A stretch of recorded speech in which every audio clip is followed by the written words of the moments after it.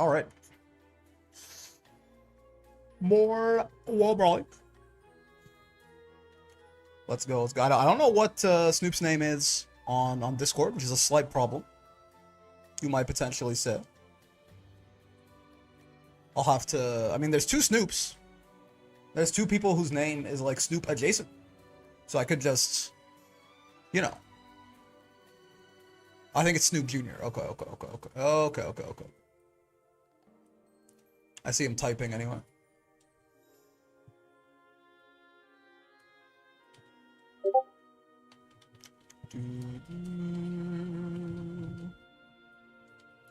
Let's see. Also, I need to turn off my Discord notifications.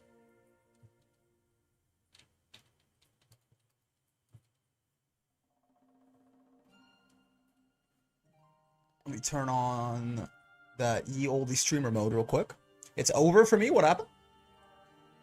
There's a big flash flood or storm on the East Coast, apparently. I'm being told. I hope everyone's okay. I mean, I'm on the East Coast, but I guess it's the East Coast of the States. Maybe I'm not East enough. Toronto is, you know, somewhat isolated. Howdy, Brickle, me. Just got out of the shower. I don't know if that disqualifies me from being a 2B player. Is it time for the brawls for the walls? It is, yes.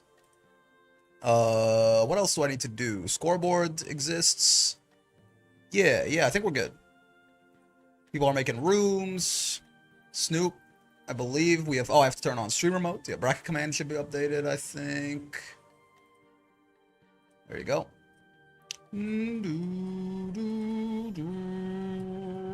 Oh, I actually put exclamation mark bracket on the guy. Keep getting flash flood, thunderstorm warning, so if I die mid-bracket, you know? I mean, I suppose, yeah. I don't know what exactly is going on. Like, if this is just an American thing, or if I might die mid-bracket as well, but who goes by the name of B Lagan? I think in Discord he's like 7th place Lucilius or something like that, or 8th place Lucilius. But if you type in B Lagan, if you do at B Lagan, I think it should auto-complete for you. La Diva! Gotta wait for my match. I'm here to make you entertain me for my entertainment to my own stream too. You know, that's fair. I be when I'm in a tournament, I be using the tournament stream to fill air as well. Me? A psycho monologue about you, Toriku?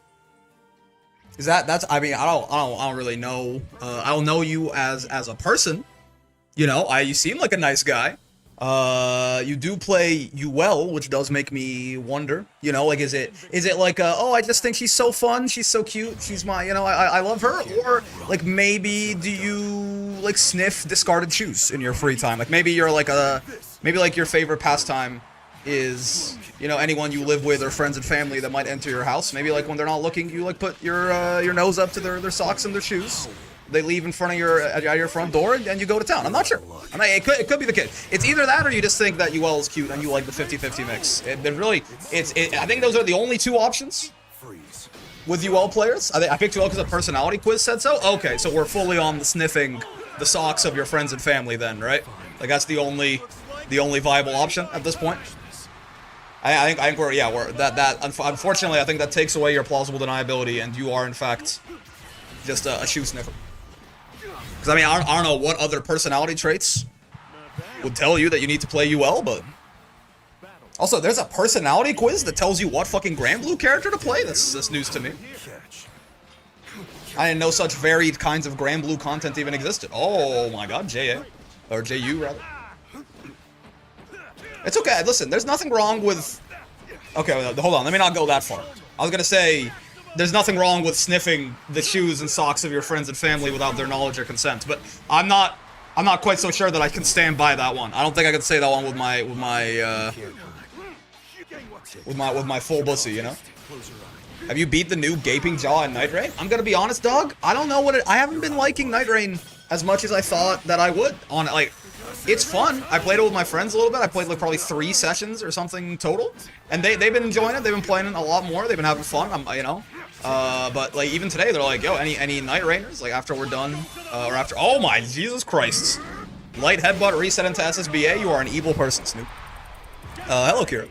But yeah, like, you know, even they were like any Night Rainers like after I'm done stream, and I'm like, kind of don't really wanna. I kind of want to play like some fucking Dawnsbury days instead.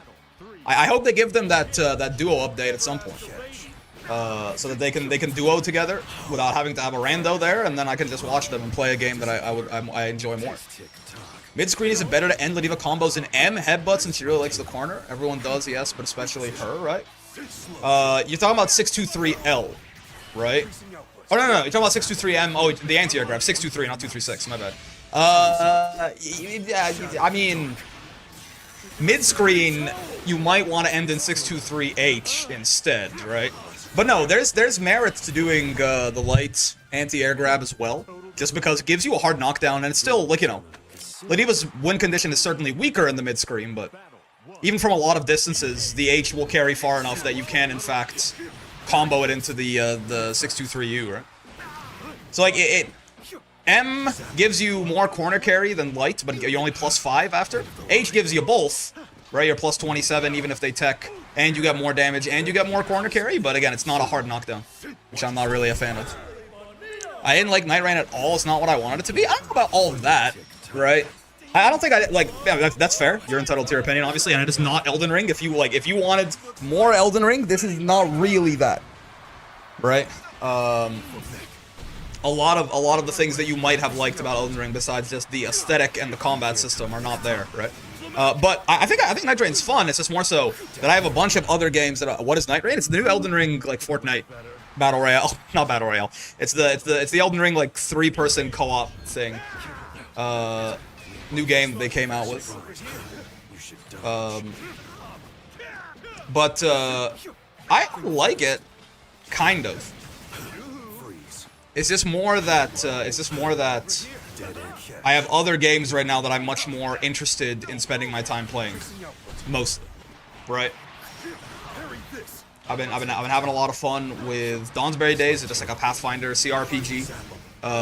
Clair Obscur is maybe one of the best games I've ever played, and I'm late to the train on that, so I'm like just starting my playthrough of that game, like Expedition 33. That might straight up just be one of the best video games that I've played in a long, long time. So like, and Night Train is only okay. Night Train is fun, kind of. So personally, I don't have, like, you know, it's a hard sell to spend my time doing that instead of playing other games that I want to play more in my very limited free time.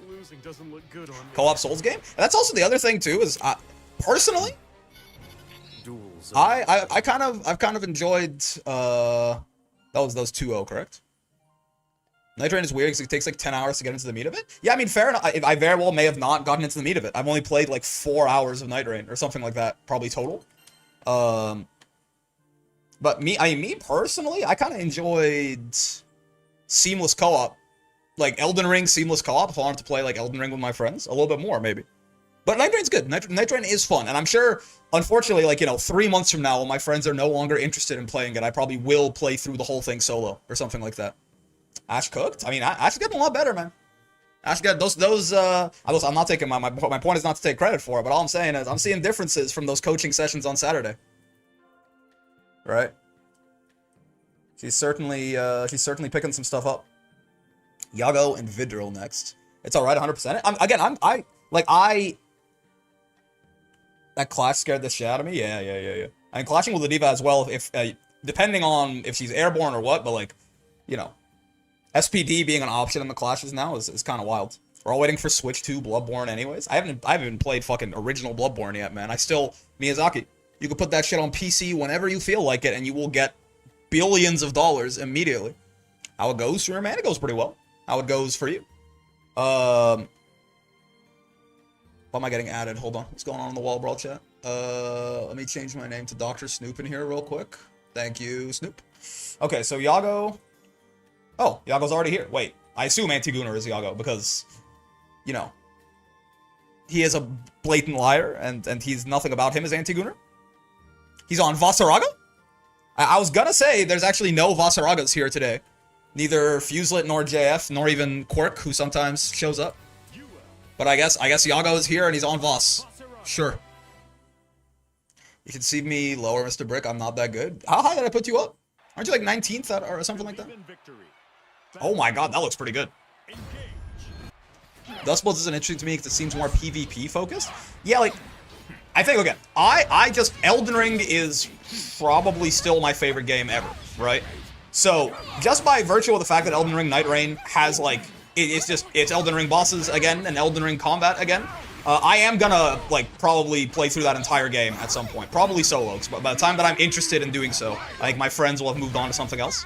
It's like, I'm not saying I don't like Night Rain. I'm saying that right now is just, there's other games that I'll much rather play, basically. Streamer, are you a Sekiro enjoyer? Now this is gonna be embarrassing. I have not played a minute of Sekiro. It looks cool. It looks cool. I've not played a minute of Sekiro, though. I like the Miss Noble remix that Little Aggie uses as his outro. I also, the Night Lords are really cool. It just takes 45 minutes to get to them. Yeah, they're cool bosses. And even like the general gameplay loop of Night Rain, I don't mind, right? This kind of like the scurrying around, like everything is very time tight, right? You gotta like rush, you have to, like, time is a resource and you have to navigate and figure out what the best things to do are, and sometimes you have to make decisions because something goes wrong, you like die in a fight, and then suddenly you want it to hit like these 2 churches, and then you want it to hit like the Shattered Earth or whatever to upgrade your weapon, but like you can't do that because now you died, so you have time to do one of those, and which one's more important. I think it's cool. I like Night Rain a lot. Again, it's just that, you know, Night Rain for me is like, it's like a 6 or 7 out of 10 or something like that. Whereas like right now, Expedition 33 feels like, I'm only like 8 hours into it or something like that. This feels like one of the very few, like, it feels like a game that I'm gonna remember forever, maybe.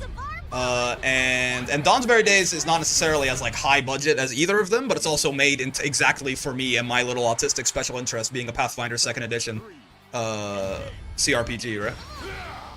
So like me personally, I think both of those are much more interesting to me right now than Elden Ring is. 7 is fair. I need to play Expedition 33. Streets say it's fire. I mean, like, it's too early for me to say anything definitively, but right now, Expedition 33 is actually on a trajectory for it to be at, like, a 10 out of 10 for me. Genuine. Like, I love every single thing about the video game. The mechanics, the character building, the dialogue, the story, the narrative, the exploration, right? Like, I might love the music. So, like, Expedition 33 is on track to be a 10 out of 10 for me right now, so I'm not super interested in playing a 7. I just tuned in and saw Yago on Voss. Yeah, how the fucking world has shifted, huh? Game good equals having Smelter Demon. I will not explain the reasoning. You know, the Night Train is a 10 out of 10. Ricky's still on Chapter 1. Yes, yeah, I haven't gotten, again, I don't get that much free time, right? Another reason why I'm not necessarily playing that much Night Train is, like, I get, like, not a lot of time to play video games every week. Night Train is weird because the core Souls-like gameplay is fun. The roguelike elements are kind of weak. I don't know that it's really, like, I know it's supposed to be a roguelike, but, like, I mean, roguelite, I guess, because there is, like, meta progression, but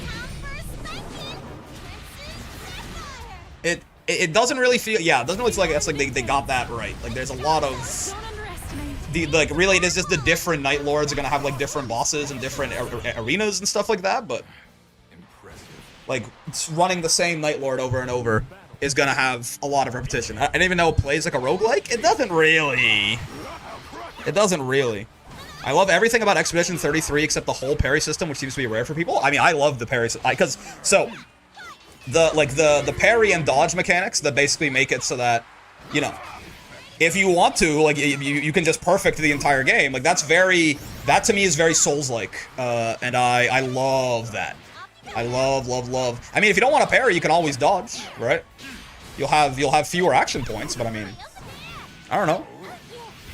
I like what I see in Expedition 33. I'm waiting for a price drop. It is, yeah, like, it is not a full price game, but pretty close. It's not cheap, certainly. There's enough map variables and build differences. It's still a fun game, though. Yeah, I mean, again, Night Rain's fun. This is not me, like, shitting on Night Rain. This is me saying that Night Rain is a game that I think is pretty good. Whereas, like, right now, Dawn's Berry Days and Expedition 33, for very different reasons, are 2, like, 10 out of 10s for me. And honestly, on the Yago on Voss, I know. Well, what does the world come to, right? Xbox Game Pass exists if you want to play it once. True, I mean, you know, a 2-month, even, like, 1 or 2 months that it might take you to finish it. That'd be cheaper, probably. If you want to try another RPG like Expedition 33, you can try Yakuza Like a Dragon. Dude, the entire Yakuza franchise is just something that I've been side-eyeing that shit for like 10 years, right? Like I've been side-eyeing the Yakuza games for like a decade, and I've just been like at some point I am going to fall into just a black hole of Yakuza, I think. Right? Like I don't know if it's like Expedition 33, but like I've heard the Yakuza games are the kind of thing you can spend like 100 hours on like one mini game accidentally, and you look up and it's fucking 3 days from when you started, and you're like, where am I? That they say, and like the like yeah. The characters, like, it seems like right up my alley. I've just somehow never ever touched one of them. But everything I've seen about the Yakuza games, I'm like, oh yeah. Like I'm certain I'll love it. I just saw it's just, you know, the stars have never aligned. It's peak? No, I know. I believe you. I believe you. Souls like talk about the main selling points of the Mario and Luigi series action commands. I mean, listen, when I say Souls like, I mean in the sense of like basically, if you want to be parrying everything in Expedition 33, you're going to spend a lot of attempts dying to the boss, but you're going to learn the patterns and get to the point where something that was hopeless before, you basically end up just being able to perfect it. And then once you've gained those skills, like like that boss, you could fight that boss 100 times over and never take a single hit, kind of thing, right? It's that like repetition and that like learning of the patterns. And I mean, also to be fair, the way that Expedition does that like parry system, like the way the enemies attack is very clearly, it's at least inspired. They do the fucking Elden Ring thing where like they like really fuck it, like Margit holds his cane up for like 17 business days before he slams it down on you. So, but yeah, I mean, Yakuza seems like a lot of fun for sure. The thing is, the problem with Night Rain 2 is like even after I'm done playing Expedition 33, and even after I'm done with Dawnsbury Days, which Dawnsbury Days probably is gonna be a thing that like is. I play a couple hours of it all the time, just whenever I have that Pathfinder itch and I want to have a session or something like that. But even after I'm done with both of those, you know, someone recently released a gonna call rhythm game Souls-likes from now on. Honestly, there is a lot of overlap between if you enjoy this, you might enjoy that kind of thing. I had a rhythm game phase. Loki, if you're hella good with parry, you can do bosses you shouldn't do. I did a lot of endgame bosses way before I should have. Which again, right, that's, I mean, again, very similar thing. It's like, you can soul level 1 a boss in Dark Souls if you're just goated enough. This character is ass. Vasaraga, bottom 1, yeah. I agree, Yaga. See, we're all getting distorted images of Vasaraga because we see Fuselit and JF and shit, like, cooking every week. So, like, now that we finally see an average mortal play Vasaraga, turns out the character's still bottom 3. So true, honestly. But yeah, Saul made a mod that converts all of the like RPG mechanics in Baldur's Gate 3 to Pathfinder 2nd Edition as well. Which Baldur's Gate, obviously I'm really late to the party, but that game was one that I was very interested in, but I just don't listen, I'm not trying to yuck anyone's yum. I just don't like 5th edition. And I don't like the mechanics of 5th edition. So I'm quite interested in the narrative of Baldur's Gate. I kind of didn't like playing the game moment to moment. I think my opponent is AFK, Brick. You've added them, they haven't answered you? Because in 15 minutes, they definitely, yeah, we can kill them. Yago maybe bottom 0. Oh, my goat is washed. That's crazy. Okay, Vigil is here for some reason. But we need Raha and we need Toriku. He threw an island at me, man. Okay, wait. We can get him back.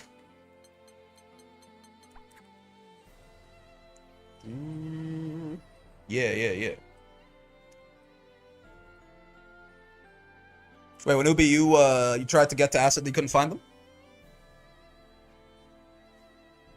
them? Because I'll shoot them. I'll shoot them if that's the case. I just need confirmation. You added them and shit and they're not here, right? Like you didn't just like wait for them to come to you, kind of thing. Mambo. Very good odds that this Let's person go, 4 months. Let's go indeed. Smart and attractive. Thank you very much, Rochi. I pinged the Discord. I don't even know if it's the same one since gamertag is different. That's a good point. Which, I mean, if it auto completes, I think it's the coughing cat. I think it's ... Right? Doesn't look like Acid is in the chord. Yeah, I think it's ... But if they're not here, they're not here. Maybe they got hit by the flash flood. I mean, honestly, it doesn't really, even if they are here, it's been 20 minutes. Yeah. Enjoy your free dub, Wanubi. Wait 5 more minutes, I guess, since you pinged them. No, I mean it's 15. We're already we already waited 5 minutes too many. Oh shit, we're here already. Wait, huh? Ra's playing Seahawks? Am I missing something? And Tor. I mean, if they show up, you can run it back, but we'll say 15 minutes late, you're dead. Thorku's also a Yule. Bros are tempting me to get her to Masters. It's true. Rahab been playing Seahawks? I didn't know. Can they nerf Lucy again? Oh, damn. Okay, cool. Yeah. Seems I'm up against another. The pink-haired Seahawks. He's so cute. Just got killed by an Unk. Personal preference of mine, but outside of fighting games, I pretty much only play games with absolutely zero real-time mechanics. I need to finish Thracia. Actually, just remembered. Yeah, I mean, you know, there's a lot of real-time mechanics in fighting games, so I understand the desire to play stuff that's a little bit slower paced. Otherwise, I like challenge in a lot of my video games personally. I mean, not that things without real-time mechanics can't be challenging, but I'm saying that real-time mechanics often are a way to add an aspect of challenge. They're not the only way, but they are a way, and then tends to be somewhat connected usually. The Euler is fun, overhead 30 times to master, so true. But yeah, so that Baldur's Gate Pathfinder 2e conversion mod, that probably is going to be like the next 100 hours of my life after I'm done with Expedition 33 and Dawnsbury. Well, again, Dawnsbury Days I'm probably never going to be like done with, but so, you know, again, in like 7 months, I'm going to play a shit ton of Night Rain. It's going to be great. Thracia is definitely a game that makes you regret waking up in the morning. Honestly, I've never heard of it, but 22 is Unk now, horrible. I think Unk is supposed to start somewhere in the mid-30s, at least. You know, if the world had any goddamn sense. Background, Baldur's Gate Pathfinder conversion, what now? Also high. Oh yeah, so there's someone. It's a really funny Reddit post because this guy basically he's like hello, like just out of nowhere on the Pathfinder 2 second edition subreddit. This is like 3-4 weeks ago, something like that. He was like, hi, I spent like 400 hours coding like this mod. It turns Baldur's Gate 3 into Pathfinder 2nd edition. This guy helped me out a lot. Thank you to this guy. Here's the link to the mod. Let me know if you have any bug reports. Here's my GitHub if you want to talk to me about it. And then he just left. And then, like, you know, 30 minutes later, he's like, edit. My wife told me I should really get people to pay me for this. So, like, if you really want to, I don't think you guys have to, but if you really want to, like, here's where you can support me. And he gave the little buy me a coffee link, like, website thing. Right? And then he was like, but also this guy helped me a lot, so you should definitely donate to him too. It was just like it was just like the sweetest angel of a person who's like, I just spent like, you know, hundreds of hours making this mod for you guys. Here it is for free. Bye. Wait, my wife says you should give me money for this, maybe. It's like such a sweetie, man. So that exists. So like there's a mod that changes all of the mechanics basically to work like Pathfinder 2nd edition.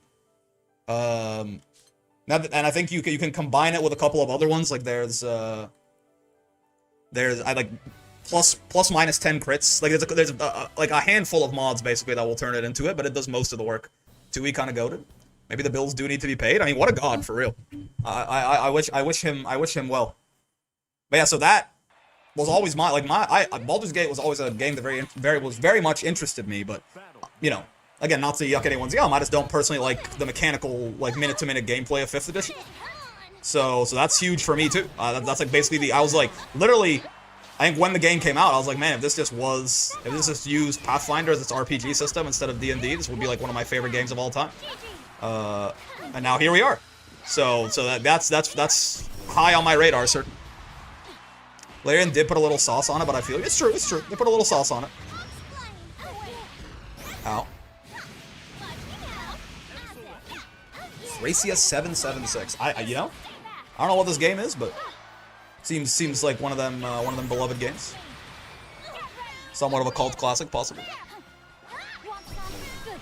I don't fault. I'm not saying like, oh, you're not allowed to like Baldur's Gate if you don't like, if you know. I'm just saying, me personally, that's huge news. I started most of my TTRPG hobby in 3.5 on the point I kind of appreciate 5e being straightforward, even if it's to the extent of it being a detriment. Yeah, I mean, and again, you know. When I say Path, I'm talking about 2nd edition Pathfinder. First edition, I never played 1st edition, but I've looked at some 1st edition, and though I'm sure it's fun. 2e, I think, is a lot simpler than people give it credit for, actually. But yes. Thrace is an old school Fire Emblem? Huh? Ow. Say I'm not the biggest fan of BG3's rule set, and after playing Kingmaker and Wrath of the Righteous, I'm sure I love Pathfinder system. Well, I will say, Kingmaker and Wrath of the Righteous are 1E, right? Which I believe, very different game. Entirely different game. Starfinder 2E is coming out soon. Do you think your table will try it? Maybe. One of them. I'm in like 3 different tables right now. I could see the one that is currently, that used to be a Pathfinder table and is now playing Cyberpunk. I could see that one trying out Starfinder for sure. Still curious about 2E? Yes, it's very different than 1E. I will warn you, right? Very different games, but I like 2E a lot. So I've been fucking with heavy right now some Lancer. Lancer is so fun. Oh, dude. Again, similarly to Yakuza, but for TTRPGs. I heard about Lancer like a year ago or something like that, and I looked into that shit, and I'm like, this is awesome. This is more of, you know, like right now I'm still very much in the I don't want to play anything but Pathfinder phase of my life, but a few years down the road, I could definitely see myself trying it. When he's cool because you do so many different things, it's a nightmare to GM past like level 10. Everyone's playing Rocket Tag if you have an experienced stable. Yeah. I've heard this, like, people can very much break the break the video game if they know what they're doing. Which is, I mean, there's some merit in that too. Like, that's actually one of some people been back on my fighters grind. It's so much of a thrill to come back to. I'm glad you're enjoying it.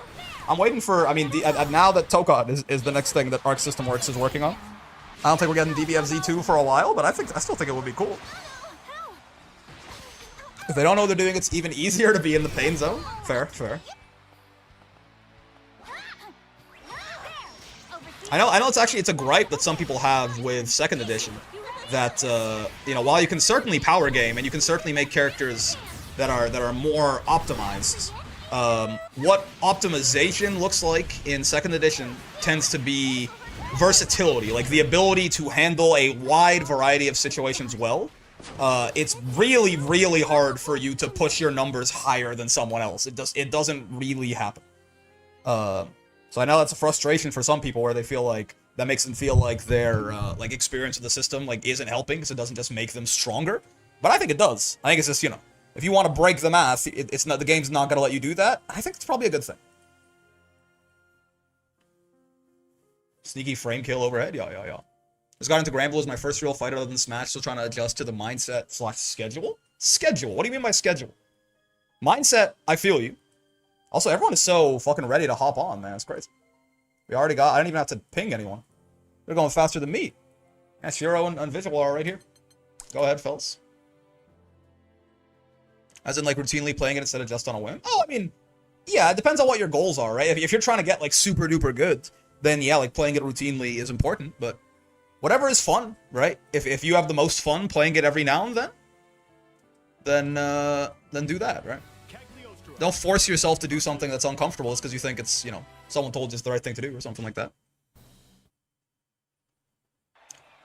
This guy, that's another game I heard about where numbers get real big. They say you founded alchemy and managed to bind an astral. 2E's way more team focused. I think it's super cool. Yeah, you can, like, definitely, so you can definitely make an optimized party in Path. Like, there are party compositions that are better or worse, certainly, right? There are party compositions that can take on, like, skilled party builders and skilled tacticians, like a team of, like, a team, right, of 4 really good 2E players. They can certainly take on, like, you know, like, regular, like, consistent extreme encounters every now and then, right? You can actually throw extreme encounters at them and not just have it be a TPK. But again, right, it's not going to be because they just have, like, a higher to hit than the guys who don't know what they're doing. It's because they've built the party in such a way that it is very adaptable to the dice going wrong, or, like, you know, there's redundancy in the rolls. It doesn't, like, it's not like built on a Jenga tower of, like, this one person is our cleric. What happens if the cleric goes down? Like, what happens if the enemies are intelligent and they notice this guy is healing everyone when they take him down?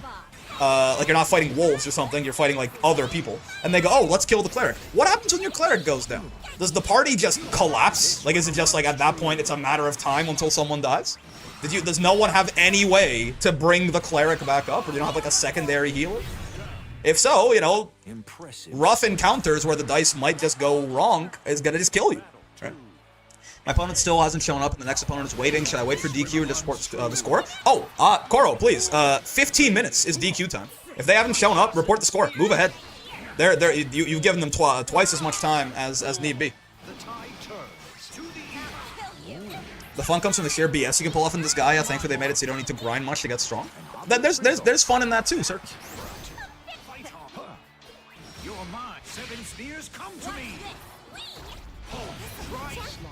Ow. Storm, dude, Storm looked real good in the Tokon trailer. I see you guys talking about. I'm not, you know. Lord, we must stay focused, brothers. Now she looked maybe good gameplay wise too, but I don't remember much about that. It's a problem. Owie. Also, Havencraft Gamer. What is this name that Visual is rocking here? I don't get the reference. What is Havencraft? A big fan of Tony Stark's design in Tokon. I love all the memes of him. Of yeah, like you know. Jarvis, make my overhead plus 13 on block. Shadowverse, I think. The new one's in beta. Oh, so true. It's a teaser from a game coming out in a year. It's hard to say anything mechanically. I think we saw she was doing some combos and shit. Maybe if like it looked visually interesting what she was doing, but Shadowverse class card game sequel by Cygames just came out. I see. Good to know. Jarvis, make his Brave counter -6, yeah. Jarvis maxed out his plus frames. And he's got, they really did, like, he's got the really smug look on in the trailer too, right? I love me some BS. One fun part of returning for Third Strike is playing a grappler with a 17 frame plus 11 move. Is that Hugo's Headbutts? 4v4 sounds like a whole party game, but I'm sure it'll be fun. I mean, I'm sure, like, it's gonna make a great party game, but that also seems like the skill ceiling is gonna be really high. Not just in, like, team building, but execution too, right? Like, building a good 4-person team in Tokon, and also, like, keeping track of all your options at any time. All your possible assists and shit. To go beyond. Wait, All Might reference? Instead of spending 10 hours grinding one character, going into item world for 5 hours and giving weapon a 100% chance of sleep, poison, depression, paralyzed, and silence goes a long way. Don't get me wrong, like I like that kind of stuff in RPGs. Like I like breaking the power curve in RPGs, right? Even in Expedition 33, I have to stop myself sometimes from like over grinding. Well, no, I honestly I don't stop myself from over. Oh, the 2-frame link, he gets those. I don't stop myself from over. Like I'll just I'll fight this boss that's like way ahead of my power curve right now, but then it'll give me like 13 levels, and the rest, like the next hour, will be a cakewalk or something. I like that. Like in a TTRPG, like in a cooperative team game, and in like something where I want like yeah, it's like we're building like a narrative or something like that. A little bit more balance is something that I definitely value. Hoping for Magneto and especially Psylocke. Wow. I mean, Tokon kind of has to have like at least a decently large roster, just because like 4v4, right? Trying to fill the Tokon roster with just X-Men challenge, impossible. Hulk isn't an X-Men. X-Men and Avengers challenge, impossible. I feel like that's, by and large, those are the most popular Marvel characters, though, right? I feel like 10 characters in a tag game ain't that bad. People are overblowing the 2x scale thing, for sure. And again, like, there's still a huge unknown here in, like, what the release schedule is gonna look like for characters in that game, right?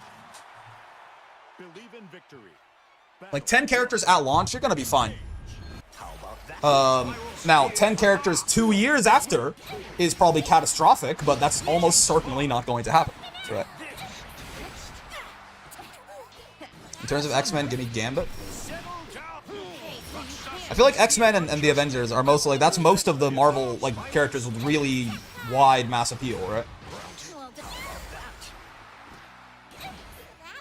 Or, like, even, you know, Avengers and, like, and X-Men and then any of the relevant villains. Is Tuco going to be free to play still? Yeah, as far as I don't think any announcement has been made that changes that, right? That was the idea from the get-go. You'll need a Disney Plus subscription to unlock some characters? Yeah. I'm out 2-2. I'm super happy with how I played, though. I think I mean, the one game that I saw you play, I think you played pretty well, Ash. Well done. 2XPO has the being free buff? Yeah. Oh, that's the 1-frame link, right? Standing on that? Even like Uno mains are gonna miss that shit very often. Uno's mid-screen BMB does involve a one-frame link, right? And it's not there's no buffering on those dash moves. You can't buffer the dash button. So like if you're linking into a 6XL or a 6XH or something like that, and you have exactly as many plus frames as you need, it's an honest to god one-frame link. Pretty nice.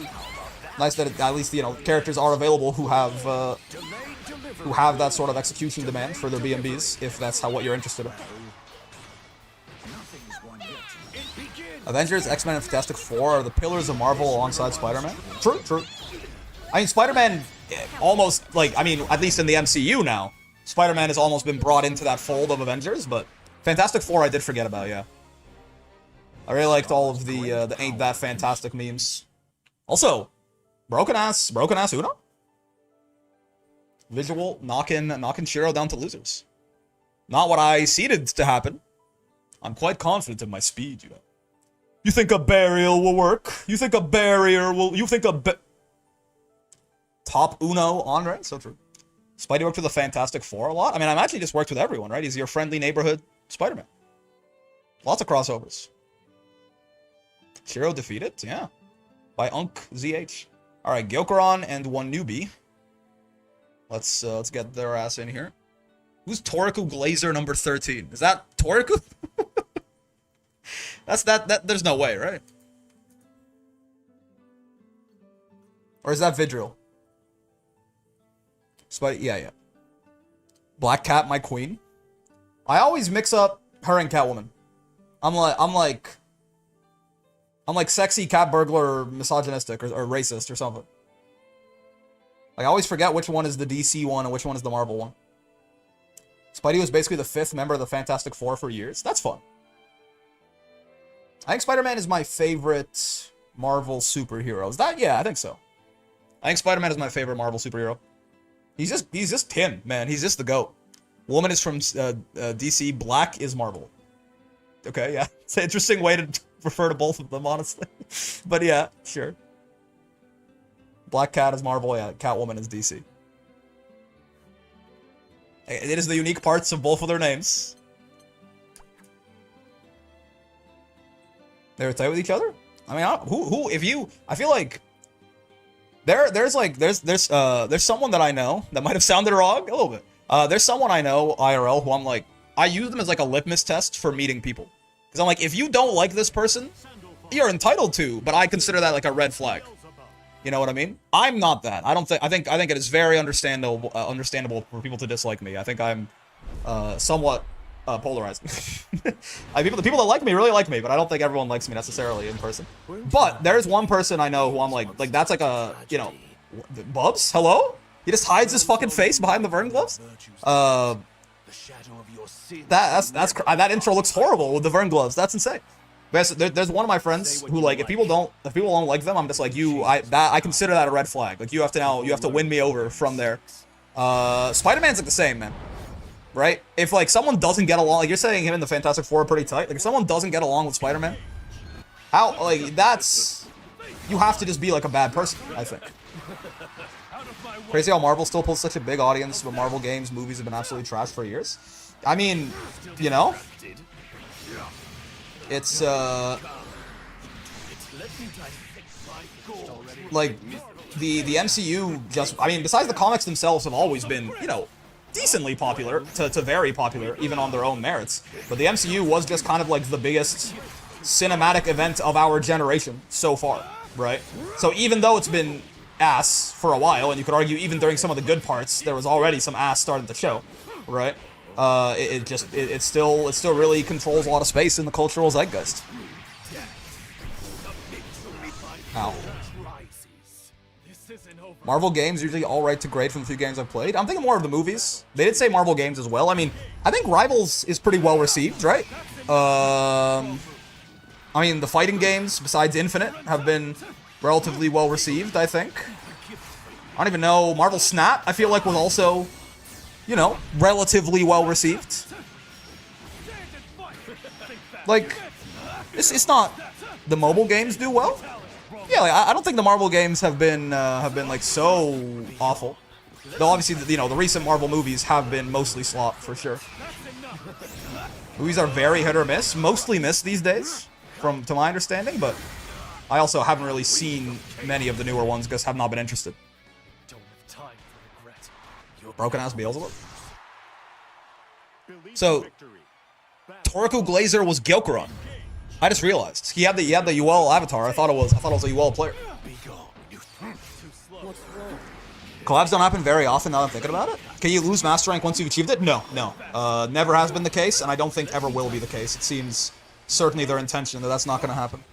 The Marvel strategy game was pretty good. Oh, Midnight Suns? Yeah, I think Midnight Suns got a lot of... I think Midnight Suns got a bad rap, because I think it came out near the start of, like, the decline of Marvel. Like, it was a Phase 4 release, if I remember correctly.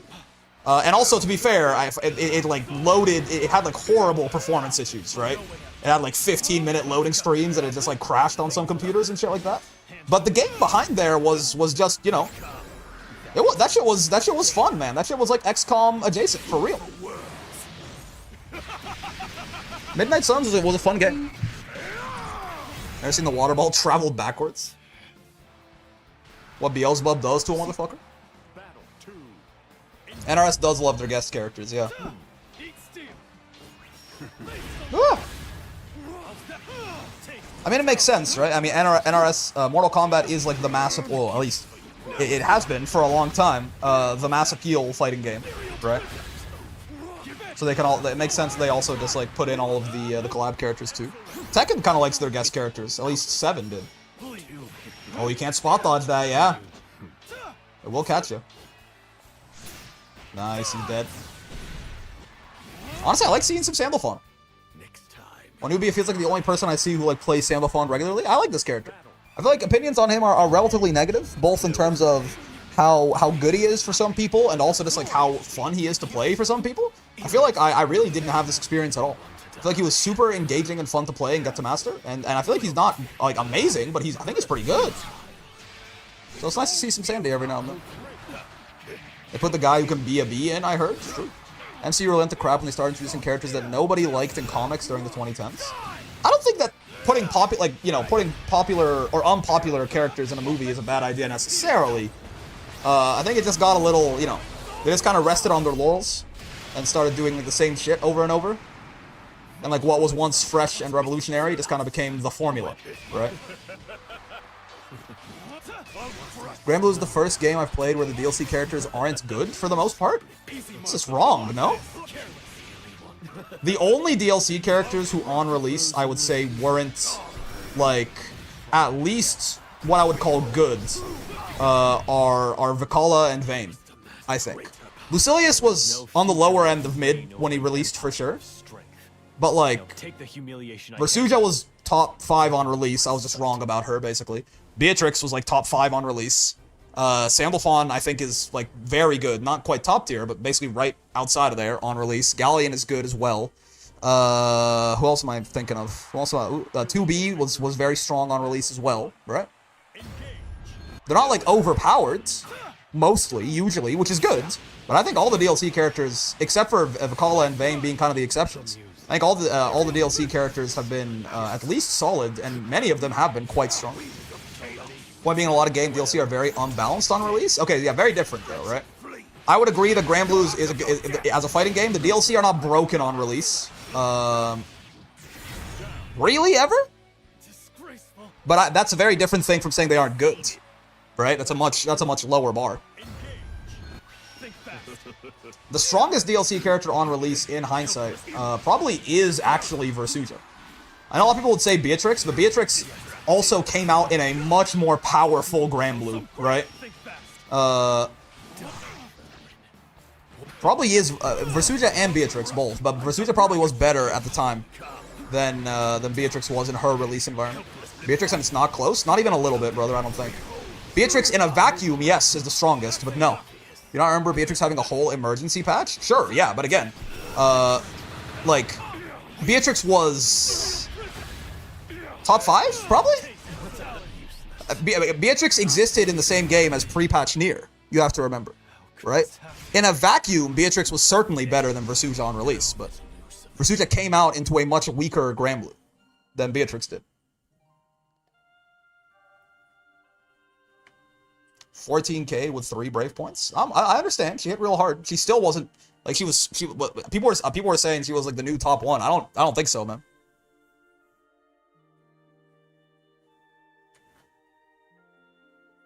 I don't like vacuums. What do you mean by that? If you don't like vacuums, then Beatrix was not. I very much thought she was top 1, but don't matter anymore. I mean, the highest you could get her was top 2, right? If you wanted to glaze the shit out of Beatrix in the patch she came out in, the highest you could get her was second best in the game, right? There just isn't a way that you thought she was better than Nier before she. I still don't think she was. You know, I don't even know if this necessarily top 2 is correct, but like, there's just no way that release Beatrix was top 1. Nier isn't a real character, she's top 0? Okay, so what you're saying is you thought she was top 2. Right? What you're saying is you thought she was top 2. You're just saying it dramatically. Sounds good. That's like, I can at least respect that take. I'm not sure if I agree with it, but it's at least reasonable. Top 1 sounds better? Yeah, exactly. You said you're doing it for dramatic. Nothing isn't mathing? Yeah, yeah. Rip Sam LaFont loses the lore match. The Seek still ridiculous when B came out. He wasn't he? Versucha patch is what took away his fireball, right? I think so. Sieg lost H fireball in the Versucha patch, if I remember correctly. I think I don't, even though Beatrix was definitely the hardest hitting character in the game when she came out, but I still don't even know that I could get her. Belial still had his unblockable, right?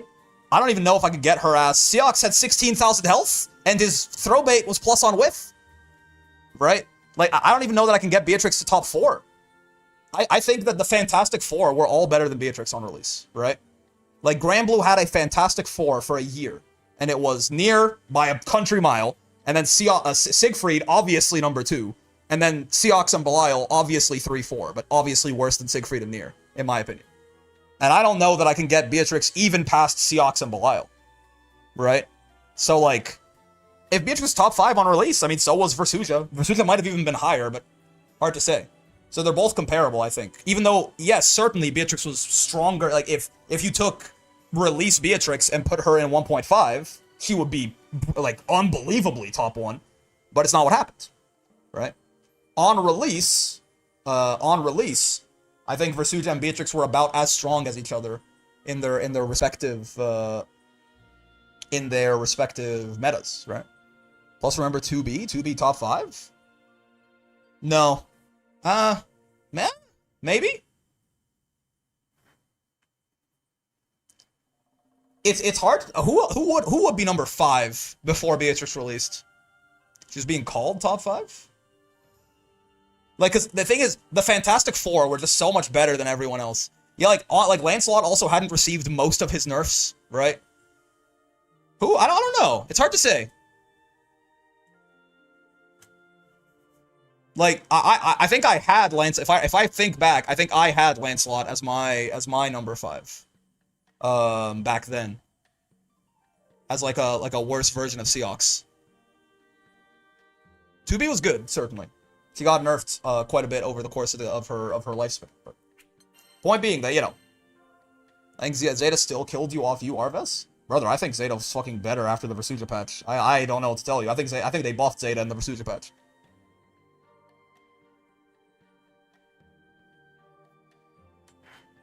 Why is his name Wood, by the way? Wait, we need nothing in here. Wait. Why is this? Wait, hold on. That's, why did I say Wanubi? This is nothing. I'm an idiot. Nothing. Lance really genuinely asking? Lance got a lot of nerfs, man. Blade Impulse used to be, like, you couldn't do anything about it. Like, it was a neutral skip where if you spot dodged it, he was safe, and if you blocked it, he was even safer, or maybe fucking plus or something. He had 1,000 more health. His buttons got, like, his 5L got nerfed to being, like, the worst fucking button in the game. He built more meter. He did more damage. Lance got a lot of nerfs. U Fireball got nerfed as well. Yeah, it was unreactable, but, like, U Fireball was just, like, he would just do it, and you would have to guess spot dodge or die, right? So he would just slow you down guaranteed sometimes if you didn't want to hard read it with a spot dodge or some shit. Lance is one of the most nerfed characters in the game's history, for sure. Nier is obviously #1, and no one is ever even going to come close to touching that for the entire rest of the game, I will promise you. But Lance is up there. Lance is one of the most nerfed characters in the history of the video game. He got nerfed harder than basically any other top tier around him. He got nerfed harder than most of the characters better than him, right?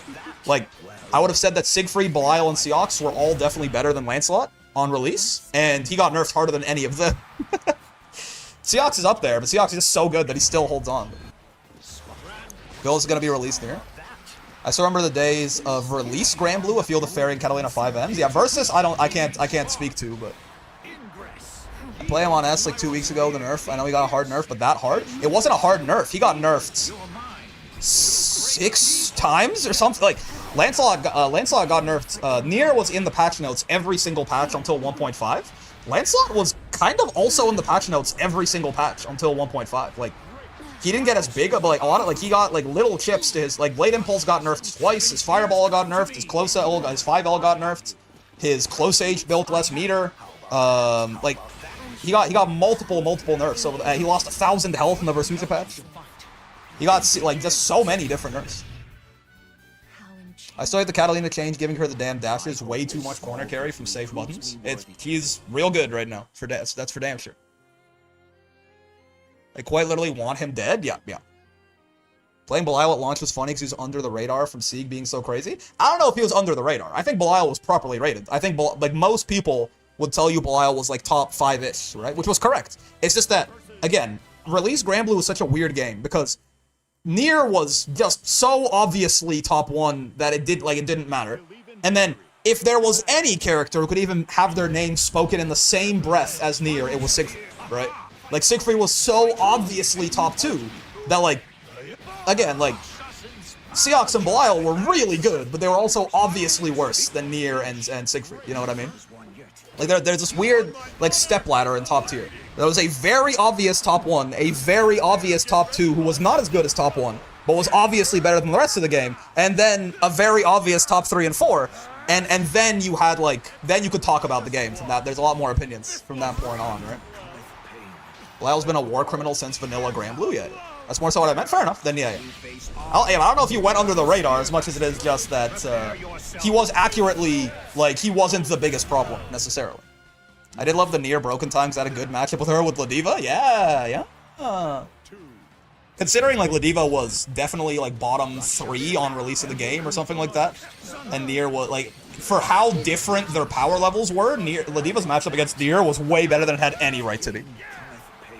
Sieg beats my ass if he's a newer player. Is he not considered that good in the current state of the game? No, Siegfried is still quite good, but he's not, like, the obvious second best dominant character that he once was.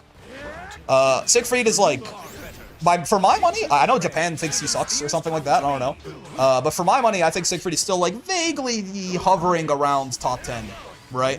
A little lower than that, maybe, but I don't think you really are going to send him lower than that. Siegfried is still a very strong, very solid character. He's just a lot more reasonable than he was on release of the game. He was unreasonable on release. Sieg's around high, mid-tier? I would say more so, like he's somewhere in, like, high tier for me personally, but that's, you know, we're within, if you're within a tier of me, we probably, you know, tier lists are very subjective. It's hard to make it, it's basically fundamentally impossible to make a correct one. So if we're within, like, a tier of each other, that sounds right to me. So if we could just hit 2-3-6H and win neutral? Oh yeah, man, it's crazy. Yeah, and don't forget, the Fireball is one thing, but he did also have the unblockable setup with his, the Verdrengen, right? The U slam? Like, that... Like, and it did, and also, don't forget that Siegfried existed in a game with 125-meter combos, too. So, like, if you ever got hit by that U-slam, which they slowed down, if I remember correctly, too. I think it used to also, it killed the setup, but it also made it significantly easier to react to, right? But if you ever got hit by that unblockable, guard-breaking U-slam, you would take, genuinely, your entire life bar damn near on fucking 3 Brave points, man. You Verdrengen on with a 125-meter combos in the game, if Sieg had SSBA, or God forbid he had a Dragon Blood stock up, you were actually getting fucking TOD'd on, like, two Brave points. It did not make sense, the things that Siegfried was able, and that's without even talking about H Fireball. I do remember Lazy crashing out to Coach Steve for that, yeah. Oh yeah. Now that I think of it, Uno has the best install in the game. Of the temporary ones, probably yes. Uno's is very good. But no, Siegfried is still very good. It's just he was broken on release, right? He was just an unreasonable, broken character. Like I want to impress upon everyone who's like new to Granblue. Not a single top tier in the game right now is even as good as any of the Fantastic Four were on release, right? Like who's the worst of the Fantastic Four? You could go back and forth between Belial or Seox, right? If you put Belial or Seox like from 1.0 Granblue into the game right now, they would be in their own tier, top 1, right? Like, I don't care what you think about Grimnir, I don't care what you think about Catalina, Versuja, whoever you think, Vasaraga, whoever you think is top 1 right now, right? They are not even in the same tier as even the worst members of the top tier in Granblue 1.0. So like the game is just in a much more balanced state now. Here we go. Let's keep hearing campfire stories about launch Granblue. Sounds people describing Gen 1 OU. You know. Your duels must bring I'm just saying. masses. The next time I Bring back Release Ladiva from the OG game. She'd be top 500%. I've heard that Vanilla Ladiva was actually quite the monster. Not even 1.5 Lucy. I mean, 1.5 Lucy wasn't even the best character in his own patch. Think about it this way. For my money, 1.5 Belial was better than 1.5 Lucy. Right? And that motherfucker lost an unblockable. He didn't have an unblockable compared to the other Belial, man. Like, what are we talking about? All the game needs right now is horrendous Ladiva nerfs. Listen, honestly, I don't want it. But, like, I see what you mean. Like, I think certainly some of these Ladiva changes, I look at them, I go, goddamn, this sure is a video game. But it's okay, because I can point at Vasaraga and be like, well, you know, of the big bodies that they buffed a little too insanely, they buffed him more than me, so go hate Vasaraga. You know what I'm talking about? It's like, yeah, it's not my problem. Percy lost his unblockable too. True. The combo from light lariats, so corner to corner combos without meter. That's crazy. I think this game's in a real good place. No bad characters. I would agree.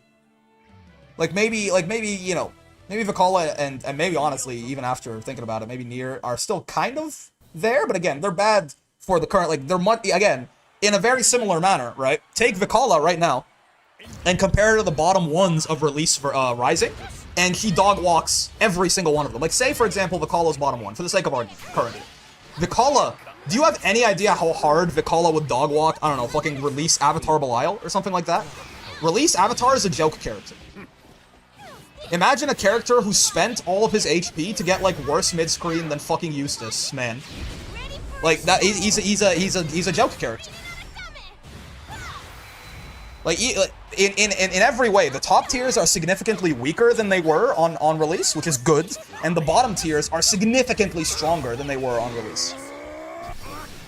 Vayne, yeah, release Vayne, bro. You want to put up current Vikala against release Vayne? Imagine if Release Vayne had mid-screen or a 5U. Dude, Release Vayne is a pathetic character. And it's crazy that I still thought Avatar Belial was worse, and I think I was right, man. Maybe I know that one might be contentious, but like, dude, Release Avatar Belial he doesn't work. He doesn't do anything. We talk about 1.0 bottom tiers. 90% are top tier now. Unless you agreed with me and release a 1.0 Catalina was a bottom tier. And people certainly thought she got better over the nerfs. And she did, but I didn't think she got as better as some people thought. But yeah, 1.0 Catalina is a bottom tier who's top tier now. Vasaraga, fair, yeah. I don't know if Ladiva's a top tier. I don't know if that's me downplaying. I don't know if that's me downplaying. Maybe Ladiva is a top. If Ladiva's a top tier, I'm here for it. As people were saying Percy was ass, I still think that was overblown. Percy was not great on release, but I do think that it was very... People were saying he was bottom one. Again, bro, I promise you, release Avatar was in that video game, man. In my own, like, 1.0 tier list that I made with Blast Amber and Lazy, they, like, kind of bullied me into putting Percy bottom one. Not they bullied me, like, I just didn't know enough, basically, and I was like, that sounds bad. But, like, in hindsight, Percy was bad, right? Percy was bad, but I don't know about him being that garbage. Ladiva in a good spot? I would say high tier as well, personally. I think Ladiva's strong. Again, I would say Ladiva's maybe stronger than she fucking should be, but that's my own take, and a lot of people don't like the idea of a fighting game archetype should be this good or bad or something, but... Top A, not top 5 though, like Boss and Bugs, yeah. If zoners get nerfed, she'll be in a really good position. Maybe. I mean, maybe I just play Ladiva wrong, but I still feel like her hardest matchups are characters like Catalina and shit, not necessarily characters like Matera and Fairy. Though with Matera and Fairy getting stronger, it's gotten worse. But thoughts on how Bubs progressed? They keep buffing him. Bubs has gotten. We talked about Lance and Nier got nerfed every single patch of Granblue. Bubs feels like he keeps getting buffed every single patch. I don't mind the cat matchup. Maybe I just play a bad Ladiva. Or like, I'll play like a weird Ladiva or something. I feel like normal zoning fucks me up way more than projectile zoning. Though, I mean, and Fairy, I guess like mid-range normal zoning. Bubs is the new age Belial? Is that the case? Is that so? I really don't like Bubs Ladiva? I don't know, man. Yeah, I don't know. I feel like projectile zoning especially, Ladiva has a lot of very good options against. Fairy, Fairy feels worse to me than Matera, personally. Even though Matera is definitely better than Fairy is right now. Ladiva cat matchup is ass. Ladiva is high mid, low top. She doesn't do well against the zoners. Vasaraga, Catalina, and some matchups are awkward. She has a lot of meta-relevant bad matchups right now, certainly. But also, Broken Ass UL. Am I seeing this right? Yeah. Grandmaster Ladiva here, and I hate it. I don't like Ladiva cat either. Broken Ass UL, man. You believe this shit? I think it was, no, I think it was, maybe it was 2. I forgot, I was not paying attention. I'm gonna say it was 2-0. Get fucked, Gyokro. Let's go, Yule, for real.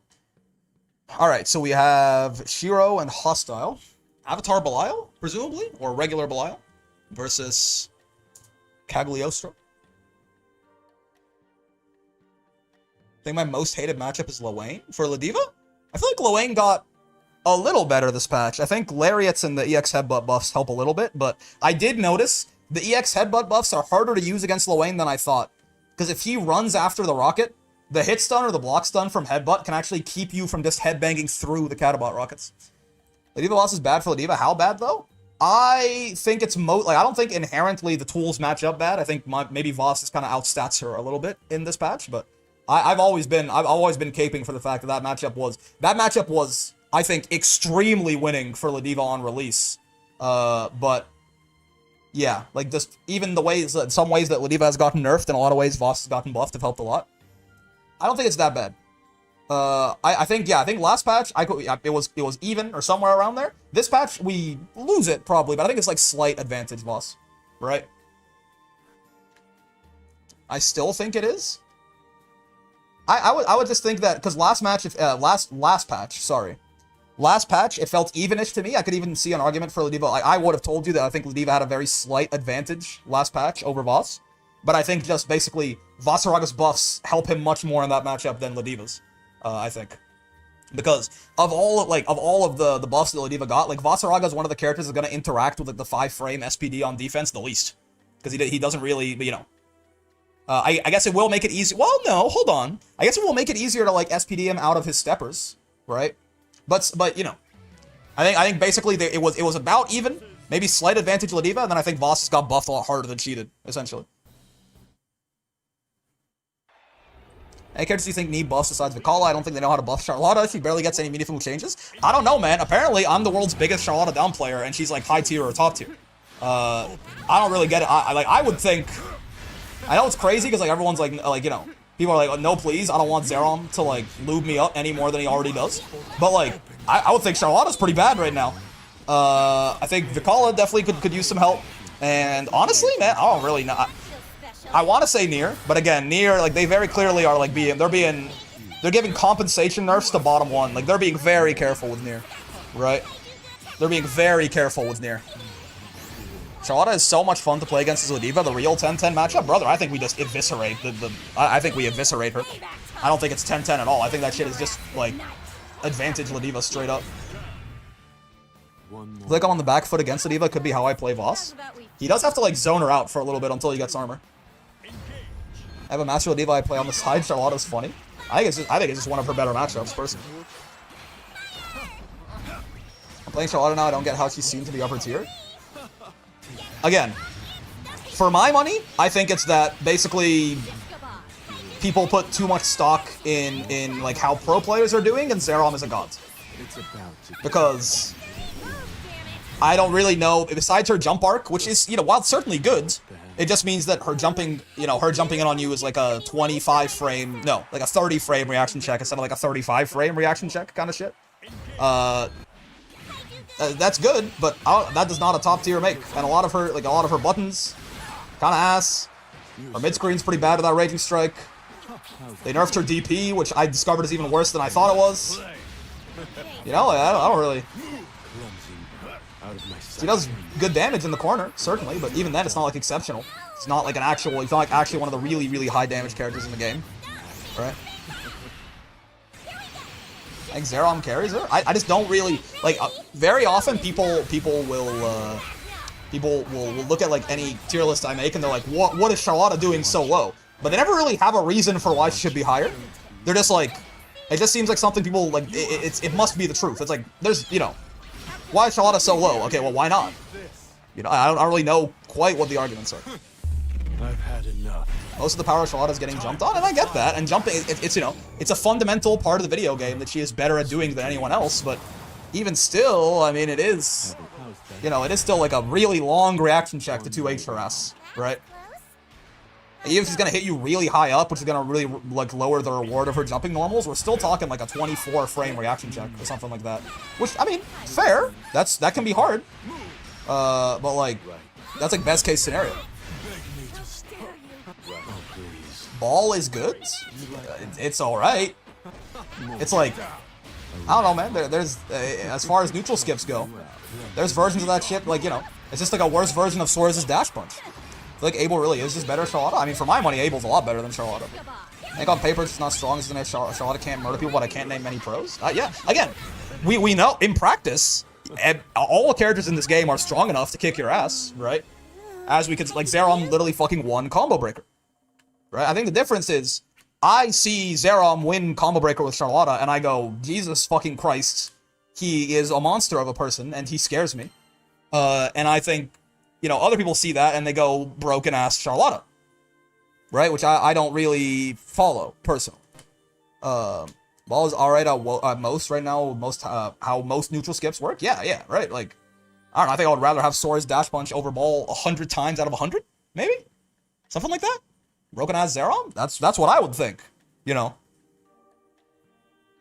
Zerom kind of nasty with it. He's insane. And like when I see, and again, even so, I know people say, "Oh, well, you got to put some like stock into pro play." It's like the highest level of play. You're seeing all the characters at their best. If a character's winning, doesn't that mean something?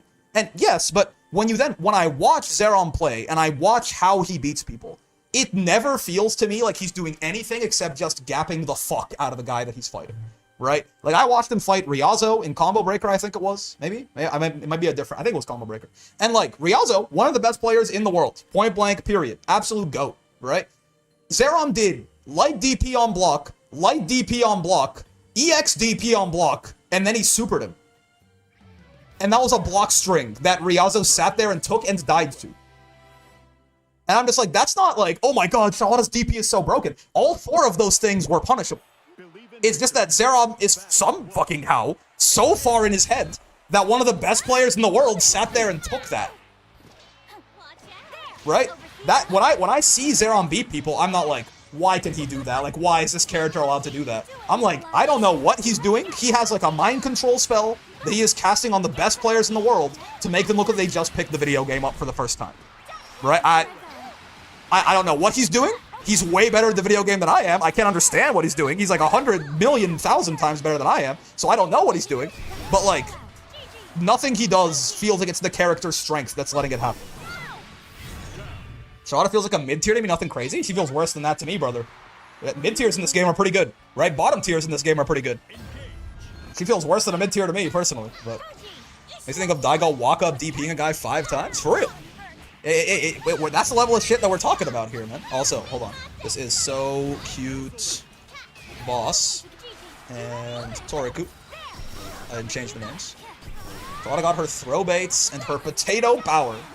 I mean, her jump is a throw bait, right? Like, her jump is well, only for the throw button, right? Her jump is a throw bait for only the throw button. But, like, her jump is fast enough that it literally functions as a throw bait. which is harder for a lot of characters to do. But again, it's a bad throw bait. Like, it's a throw bait that only works against teching with the throw button. By that logic, Anila's 2-2U is a goated throw bait as well. So, yeah, I guess. Let's go, Toriku. I got bad news. Believe in victory. Battle 1. Don't get me wrong, I love every Charlotta player, basically, because they all just, like, sit there and then talk about how much they love the potato, and they just meme, but... I love that Sweden's icon for our Grand Blue server is Charlotta doing a pose in front of our flag. It's great. Zerom is Goku, I think? He might be. I don't know, man. I don't know. Listen, I'm not trying to bounce and moan on it. I'm just saying, I don't think that character is very good at all, and Zerom makes her do fucking work. I understand that I'm bouncing and moaning on it just a little bit, but I think it's deserved. I did Percy to master the other day. He's harder to pilot than he seems. Yeah, he's another one of these like one-button hit confirm characters, right? It's a very important skill set for playing Percy. So it can certainly be difficult. Character love is greater than character potential. Yeah, I mean, fair enough. I agree. I think Charlotta is great. I love her. I just don't think she's mechanically that strong. Whoopsie. Oh, you were thinking about the 50-50. But there was no mix. He has the weighted clothing in form of Charlotta, and if you ever took them off, we'd all die. I don't think so, honestly. I think that's something people say a lot about, like, I think that clearly whatever, like, kind of playstyle Zerom has, like, Charlotta is like, fits it like a glove, right? If he played a character that was significantly better, he might actually do worse. Like, genuinely. Right? I think a lot of these character specialists, if they main someone who's like not considered quite as strong, people go like, oh, imagine if they played X top tier character. I think he would play worse. Right? He's finding all this success as a specialist for a reason. I've seen players try to swap to a top 5 character then bomb. Yeah. Like he's you know, he's a specialist not just because he like the love that you have for the character is one thing, but also just how the character mechanically interacts with the way that you want to play the video game. You'll say that with other fighting games, it's all about what fits playstyle? Yeah. So I think if, you know, I don't think Zerom, like, secretly, if he, like, picked up Versuja, he would be, like, the best player in the world. You know what I mean? I think he already is one of the best players in the world, but there's no secret gear that he's been hiding from everyone, you know? Oh, good punish. Like the whole Idom discussion with Manon? Yeah. If Idom tried to play, like, Akuma or something, he probably would do worse overall. He's wearing weighted clothing, he's adapted to the new heaviness, using them to bludgeon his enemies, yeah. Specialists are that good because they know their character 100%. Them swapping to a top tier just because would not give them all that experience and knowledge. I agree. Why don't Charlotta players just pop invincibility and win? Are they stupid? Yeah, true. He's so good in Relink for that exact reason. Yeah, Charlotta is top tier in Relink. So, you know, that's good news.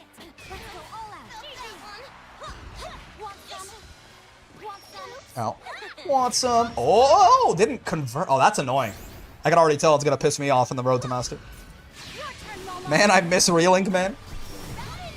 Anyway, I was playing Relink, and someone was talking earlier about shitting on Monster Hunter Wilds. I was playing Relink and Wilds at the same time, and I just like didn't want to play. I wanted to play more Relink, man. When Relink 2. We got have killed there with like some Raging Strike, Raging Chain stuff. I didn't expect Relink to be that fun, for real. Wish the Relink update and aid DLC into reality. If anything, we're hoping for Relink 2 Electric Boogaloo. Ow. This is power. It was me. More people are on Worlds currently than Wilds. That is tough. That is tough.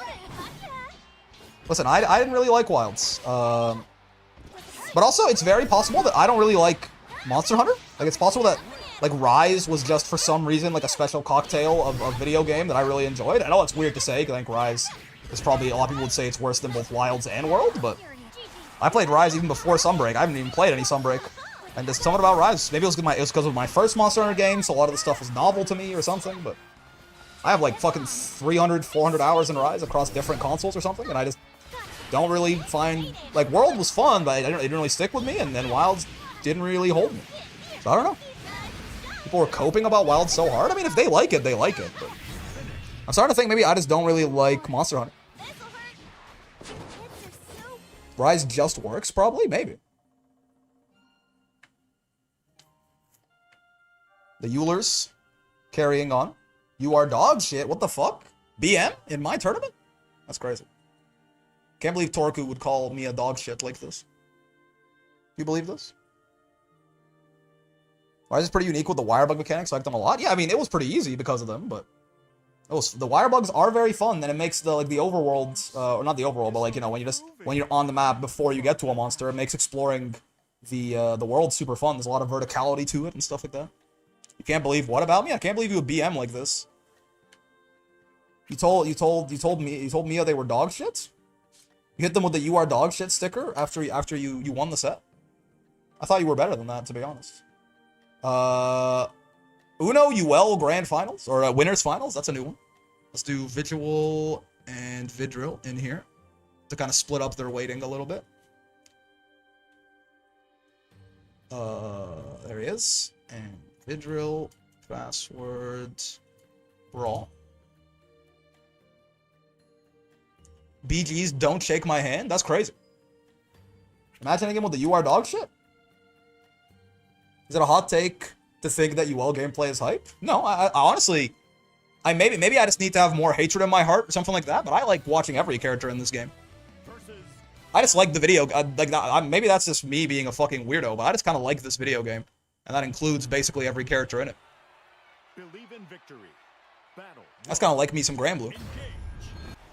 Is it a hot take to say that Billie Eilish is super cute? I mean, it's very subjective. One thing that really screwed me though is the buff to the 5-frame SPDs ruined my muscle memory for a month. Dude, I still, like, I'll do that shit too early, I'll whiff through the throw-in vault, and I'll start crying.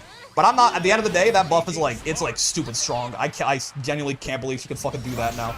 So I'll take it, but yeah, it did certainly, it's still, I'm not even gonna pass tense it, it still causes me a lot of muscle memory problems. The buff's insane, yeah, but I'm with you. It fucked me up multiple times. It fucked me up in my Kirbio's Creamland run just this week, man.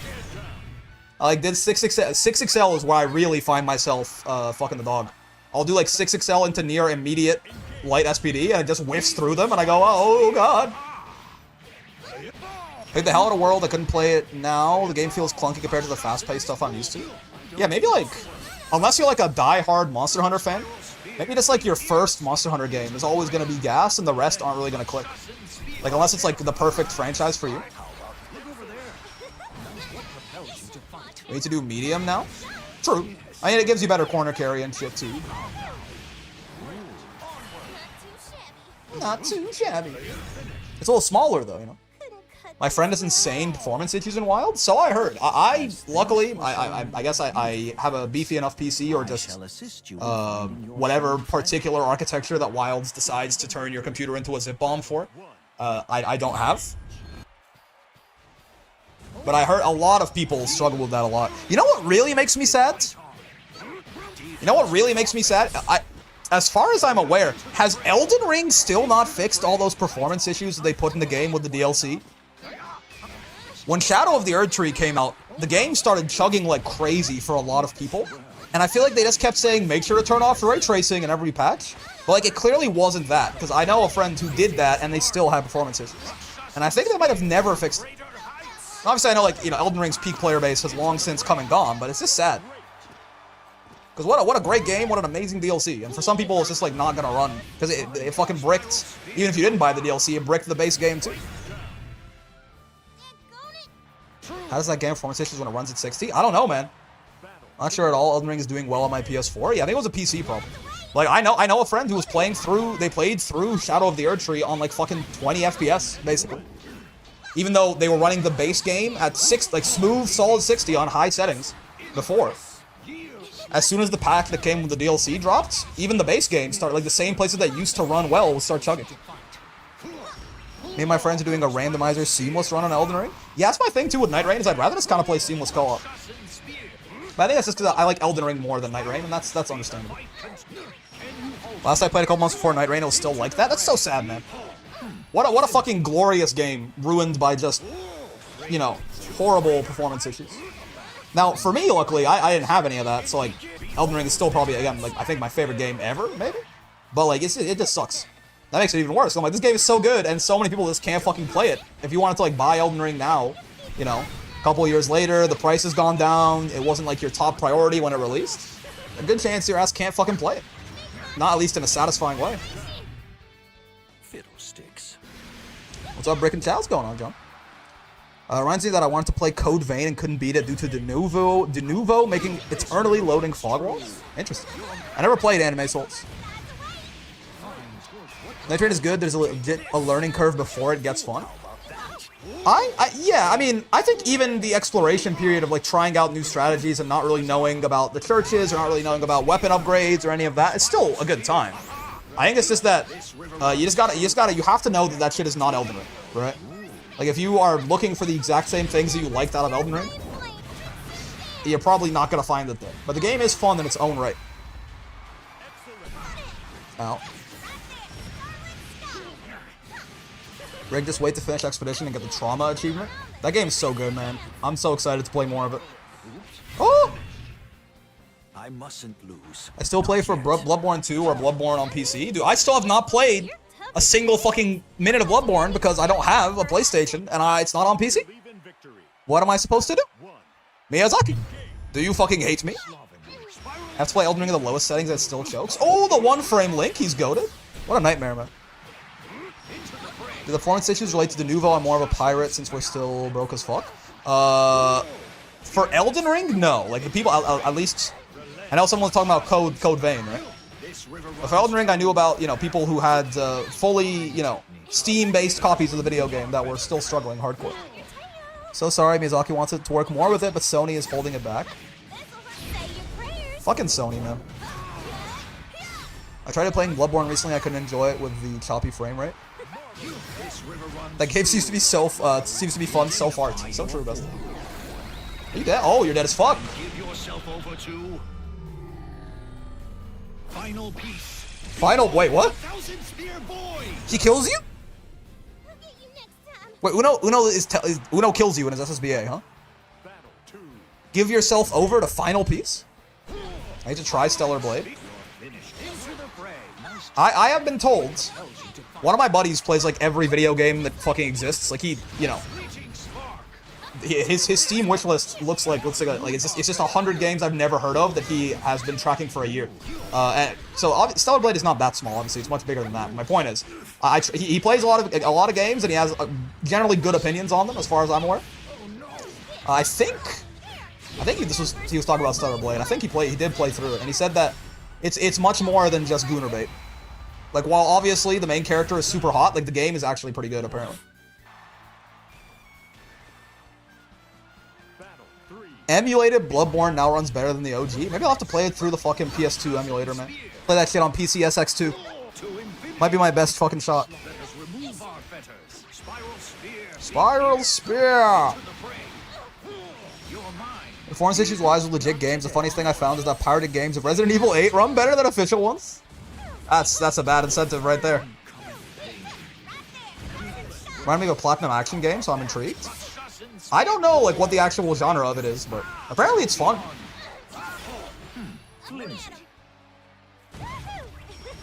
Race me in Bloodborne cart. You are dog shit. Sticker. Up for some Bloodborne cart. Up for some Grand Brews. I'm surprised they didn't put the fucking yeah, the Hunter from Bloodborne in that new Sonic Racing game. They got everyone, man. They got Hatsune Miku. Is it Kazuma Kiryu, or they had the one from Like a Dragon, right? As well. As thanks for showing me your. They had Robotnik collecting. Took him 9 Uriels. Believe in victory. Battle. That's good. They'd remember it's the first of 3. We take those. Wait, I still have this shit saying pools? It's not pools. It's winners finals. Grand Brews Wall Brawl. Ichiban Kasuga. Thank you. This card looks like a what? Fox Steven Universe. Ichiban from Sonic Racing coming to Like a Dragon. Holy fuck. Pog. Sony took down the original Bloodborne mod that makes the emulated version run better. It's a little hard to find. Maybe Sony should be killed. In Minecraft. Jonesy Fortnite? In Sonic All-Stars Racing? What if Sonic got a low taper fade?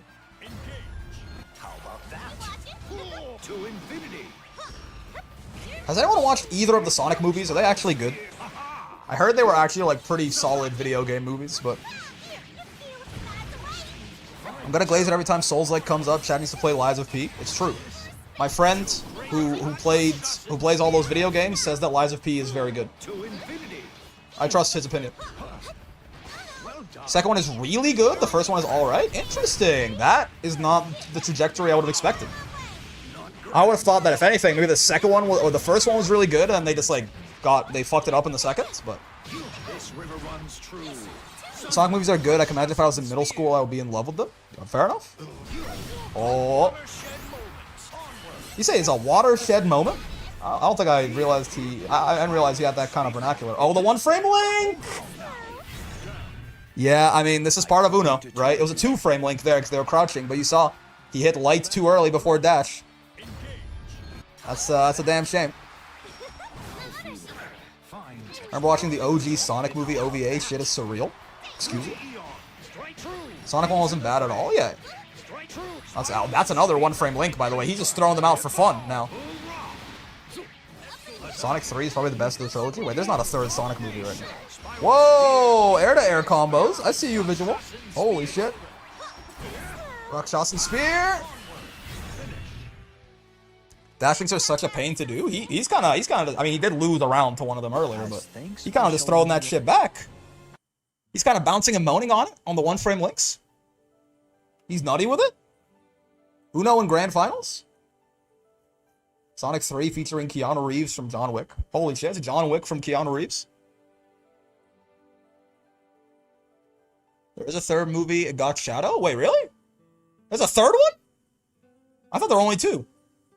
I thought the new one that just came out was the second one. That's the third one? My bad. Goddamn. Is the third one good?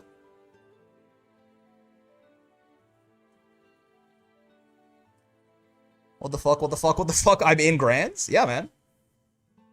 Just keep hitting those 1-frame links, you'll be fine. Oh, I was gonna say, let me get Gyokuran and Shiro. Everyone's so efficient today. I haven't had to at anyone. Gyokuran and Shiro. They're already here, man. Losers. Quarters. That face, how it haunted me. John Wick is Shadow? Your death will be a warning to all who oppose me. Lore matchup? Gay baby jail matchup? How scary! How scary! You suck. You don't know the first thing about terror. Want me to school you? Huh? A goddamn Vern Glove intro. Yeah, I'm just covering his face fully with it. DOA 5 is also a great fighting game. Got a lot of negative rep because people thought it was all fan service. Yeah.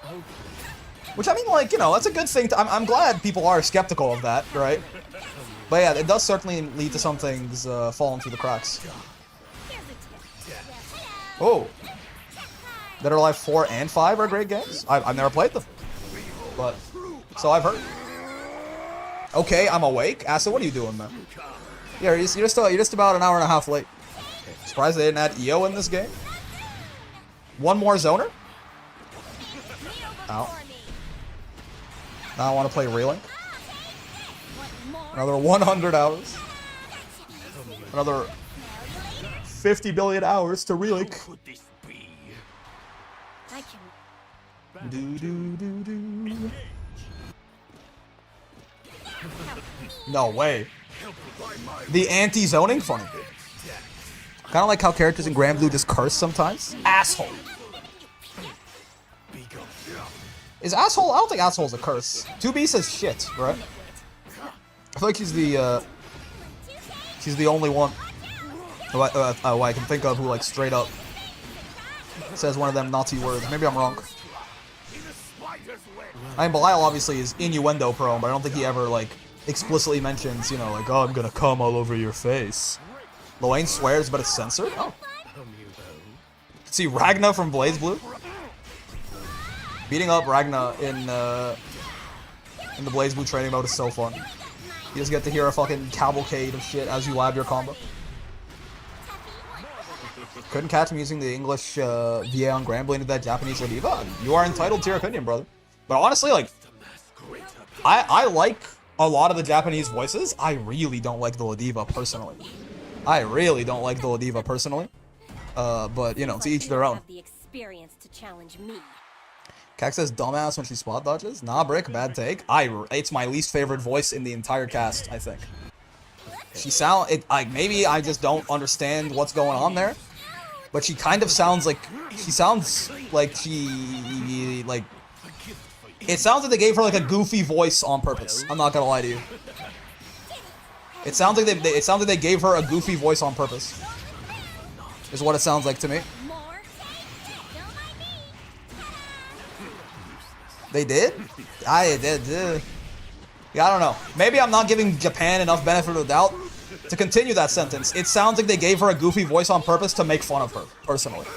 So I don't really like it, but maybe I'm reading too far into it.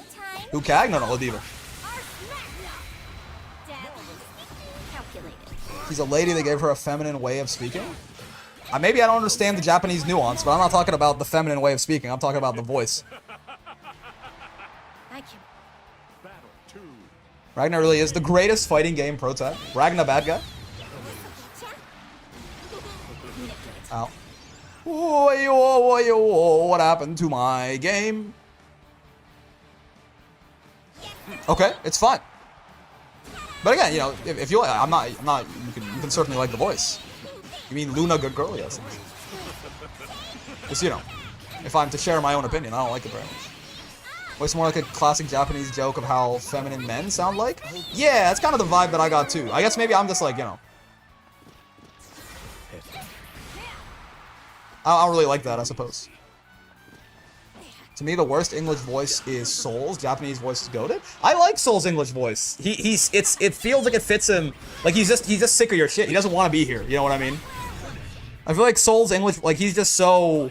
If anything, the worst English voice for me is probably Potemkin, actually. I think Potemkin, there's a lot of deliveries that Potemkin does in Strive in English that I don't think are very good.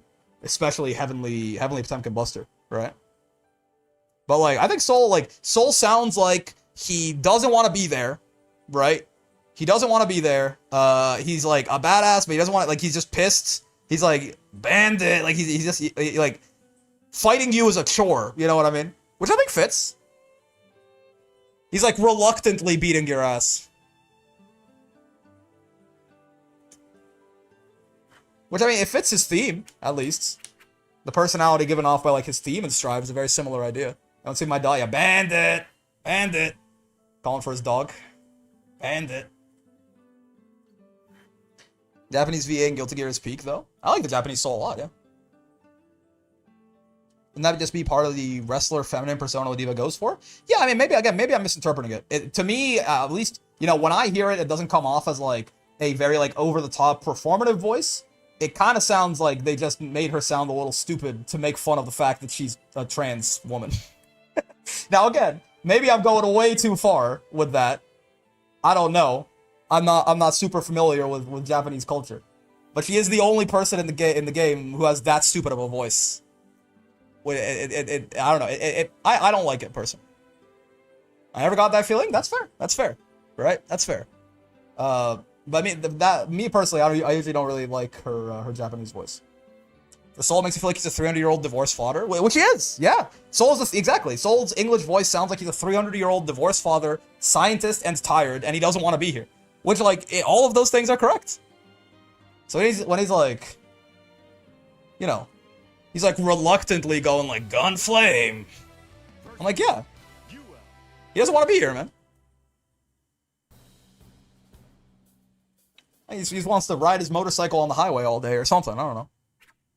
I mean, I would say he wants to find his wife again. We already kind of did that and then got tricked into killing her, etc., etc. But yeah, again, like just, you know, just like how, you know, I think in general though, the Japanese dub for Granblue is very good, obviously. Well, I say Japanese dub, it's the original Japanese, but ow. It's very good. Only in English can you listen to bangers like Full Tank Baby? Is that Lil Wayne? I don't even know who says that. Pasta La Vista style? Okay, it must be, yeah. This is not Vidro? Oh shit, wait, oh, Storiku. I'm UL racist. The thing you have to know about me is that I'm UL racist. They all look the same. I just assume that every UL knows every other UL, you know what I mean? Like, when I meet a new UL player, I just kind of look at them and I go, do you know Toriku? Because I assume that every UL knows every other UL.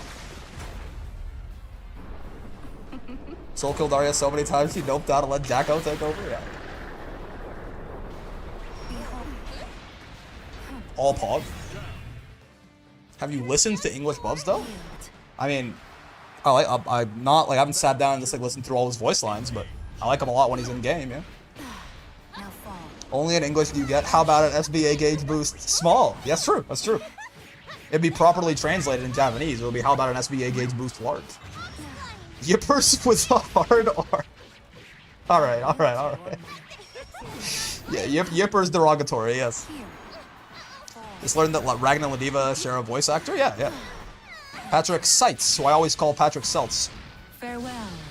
I'm also biased to King Crimson Bubs. I like Geef's English VA as well, but honestly, I like Geef's English VA more probably, but I also only recently realized the Japanese Geef is fucking All Might, and that does a lot for me personally. Oh, my interrupts? If you'll call out on that, I play you well. That's crazy. We're missing Fred Curry. Broken ass Galleon. Summer Galleon outfit when? You know? I told Fukuhara I was on my hands and knees sniffing the floor for that Summer Galleon outfit. He never gave it to my ass. I guess what can I say? My god, this Galleon character, it's like a truck. It's true. A milk truck. I'm sorry. I don't know why there was severe and continuous lapse in my judgment. Is this rock gonna connect? No, it's not. There's a mod for the summer outfit among other things, but then it's unofficial. It'd be so much nicer if it was just in the video game.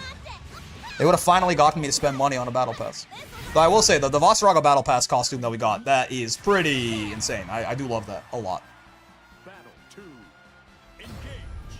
I used to play Yule, then I took an Anila 668 to the knee. So true. Japanese Geef is All Might? Yeah. Jack and Baki the Grappler and Avdol in Baki? You mean JoJo, I assume, right? Muhammad Avedon! Yes, I am. God, what a goat. Oh. Also a mod that turns Galleon's mud white? Alright, alright. Back off, you. Exactly, I agree, you will. Back off, you. Got a brain fart? That's fun. Happens. Back off, you. You're still finding your dancing legs. What do you say we rope in the other dragons for our next shindig? Need to rate the gotcha skin stream for Grand Blue characters? Could be fun. Most male mods are just straight up just making them barefoot. I mean, equality. Believe in victory. Bad modders down? Yeah, down boy. Maybe, you know what? Yeah, we'll see, we'll see. Next patch, they nerf Galleon by making her flat. She's too distracting. That's crazy. It's a crazy thing to say. Yippers, but you censored the eye. I agree. If Cellphone ever gets added, need them to add his drip outfit. I mean, they did say they add characters based on popularity in that little dev Q&A they did in the official Discord server, right? So this means that, you know, if we're getting a season 3, surely Cellphone's the headline. You'd think. He's a barefoot mod for every character now? Who would look the weirdest with no shoes on?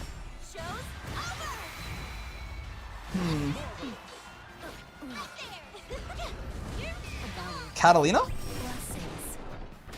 Ladiva? Matera would fit right in, I think. Stunning. Matera, Uno floating with the bare feet?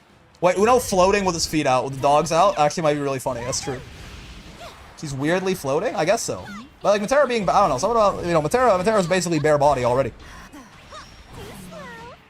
Cat or one of the knights? Yeah, I feel like someone in like a full, like Siegfried, Catalina, something like that. Someone in like a full suit of armor with no shoes on would feel really weird. Belial? Belial's fucking, he's bare cock already, man. Armor and barefoot sounds like a cursed combo. I guess I was behind. I assume that ended in UL victory. Or it didn't end? Wait, what happened? Did the game die? Oh, okay. I guess so. Alright, so Toriku moves on. Sounds good. Sandalphon mod to give him his namesake, finally. Feet? Bare feet? Bare feet? Speaking of Belial, there's a jiggle mod for his summer skin bulge. What a great community, man. I'm so proud of this community. Backflip jumped over slide head. Yeah, I mean, if you're airborne, that shit don't work. Barefoot Uno is surprisingly one of the most normal mods he has. I think I saw one that gets rid of his mustache, which feels like it should be a crime, probably. Okay, so this is Toriku and Shiro this time. I'm still waiting for that summer bub skin, Chop Chop. He's literally just naked. It's just cock out. This Yule champ might be broken? Maybe. I like Beelzebub. How's you all doing up there these days anyway? She has high usage rates. Everyone seems to call her a bad character anyways for some reason. I will tell you, as I've said a couple of times previous, I don't really know how good I think UL is. My gut is that she's not great, but I have no idea, man. She could be high tier, mid tier, low tier. I don't have a really good argument against any of those, personally. Her and Luane are like the two characters that I can't tell you how good I think they are. I hate to play them. Who else hasn't seemed that bad? She's IMO pretty mid tier? Sure. Again, I've got nothing for you. I have 25k bits and I'm trying not to have them. Oh yeah, I forgot about the Gambas. We'll do it on the next set, maybe. Seals your la brackets. It's kind of bad, but at least not bottom two. True, true. That is probably Vakala in near. My main thing is she's reliant on BP for what the oh, I didn't hit the spectate button right away. So true. Slow high speed Grand Blue out into the traps. Double hip thrust combo all the way across the sky. Are you dead? I don't think. Well, oh, he could have been dead if Ars Magna would have caught, but it didn't quite happen. You 2-2-U for the restand right there. Okay, sure. Plus on block on that. Imagine mashing on Yuel's plus frames. The Age version is punishable though, and you're gonna die for that. Nice and easy. Definitely think Yuel's better than Charlotta. I would agree. Yeah. But I think right now I would agree because I have both of them really low, but Charlotta just lower than Yuel. Okay, yeah, sure. Ow, ow, ow. She is the only character in the game that can safe jab UDPs, basically. Ah, Jesus Christ. Charlotta has damage, though? I mean, even that, Charlotta, Charlotta's big cash out damage is actually a lot lower than a lot of the casts, but it's higher than Yuel, certainly. Her metered conversions are pretty good. If she spends some U skills, certainly the 2-2, the U demon flip. Kakarot, this cancer thing is strong. Yeah, the bald Vegeta.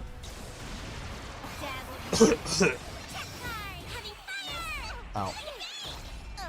Oh my. Yeah, that is throw punishable from most spaces. You may look and sound like a bumpkin. The sped up commentary, goated adaptation. I mean, I gotta do what I gotta do, man.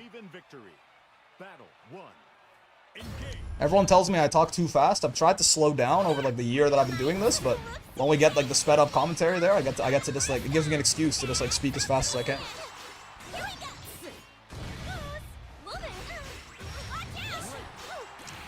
Talk faster? Fuck that, speak faster? I'm sorry, I will not do so. Enough people have been like, I can't understand anything you're saying that I've had to, I will slow down a little bit. Oh. She has a lot of it, but damage isn't enough to make someone good. Again, Charlotta doesn't even have that much damage, right? She hits hard-ish.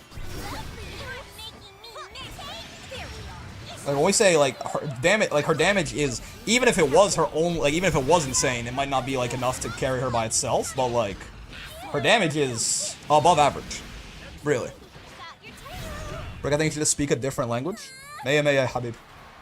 I'm لك stream بالعربي إن شاء الله. Lana gets 11k off her command throw or slide. I mean, first off, getting hit by a command grab is a choice. So that's certainly like demon flip is kind of inherently a bit of a problem move. Wallah habibi, yeah. Personally, I'm here for the yapping. She does overall really good damage. Yeah, I'm not saying her damage is bad. I'm saying like if it's gonna be the thing that we're gonna hang the character's hat on, right? There are like fucking 9 or 10 characters in the game or something that do more damage on average than she does, right? She's not even like we're not talking about like truly insane damage. Damage is just good.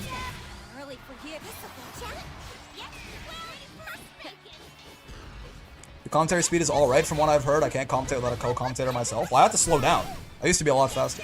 He says Doria, so true. Don't give in to the woke mob. Keep talking fast. We watch our YouTube videos in double speed here. We can handle it. Me too. On the bright side of someone without a fireball, she has some very good moves to close distance. True, yeah, she doesn't have like the Vera problem of like no real good neutral skip and no good fireball. I mean, Vera has kind of like a bad fireball. Luminaire has a very bad fireball for like Fireball Wars, certainly, but it exists at least. Her 6XL is really good, actually, if I remember correctly. That's a good point. Charlotte does have a damn good 6XL. She's a fast little girl. Her walk speed being as good as it is feels kind of mitigated by me by the fact that her buttons are just like straight ass. So I feel like I'm not really. But a fast run speed and a good 6XL is a good thing for sure. Diva's light lariat is fucking scary now as a gap closer, almost unreactable. It is unreactable. I don't know where you come from, but 16 frames, that's unreactable to me. That shit is 16 frames from most ranges. 17 from a little further out. 18 from a little further out.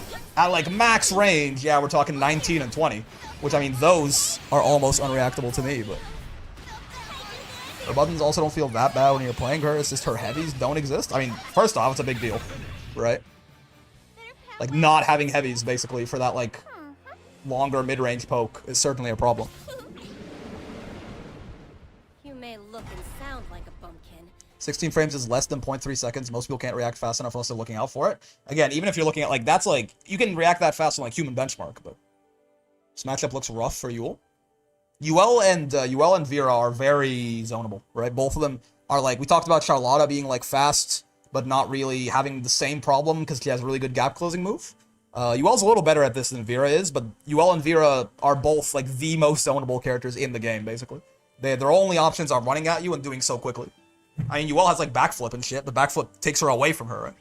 Just avoiding a blanket, her buttons are ass statement. Fair. Which is what I did. But, her buttons are, at the very least, like, her heavies are obviously straight ass. Her lights are pretty good. Her mediums, I guess I don't know. Her mediums, to me, never struck me as insane. Like, they seem like they're whatever. Like, they're there kind of thing. But maybe I'm wrong. Mediums are alright? Yeah. So I feel like she can't, like, you know, her having good walk speed isn't necessarily as impactful as it might be on some other characters, right? Sort of standard? Okay. Honestly, at a glance, they seemed worse than that to me, but I've never played her, so I'll take your word for it.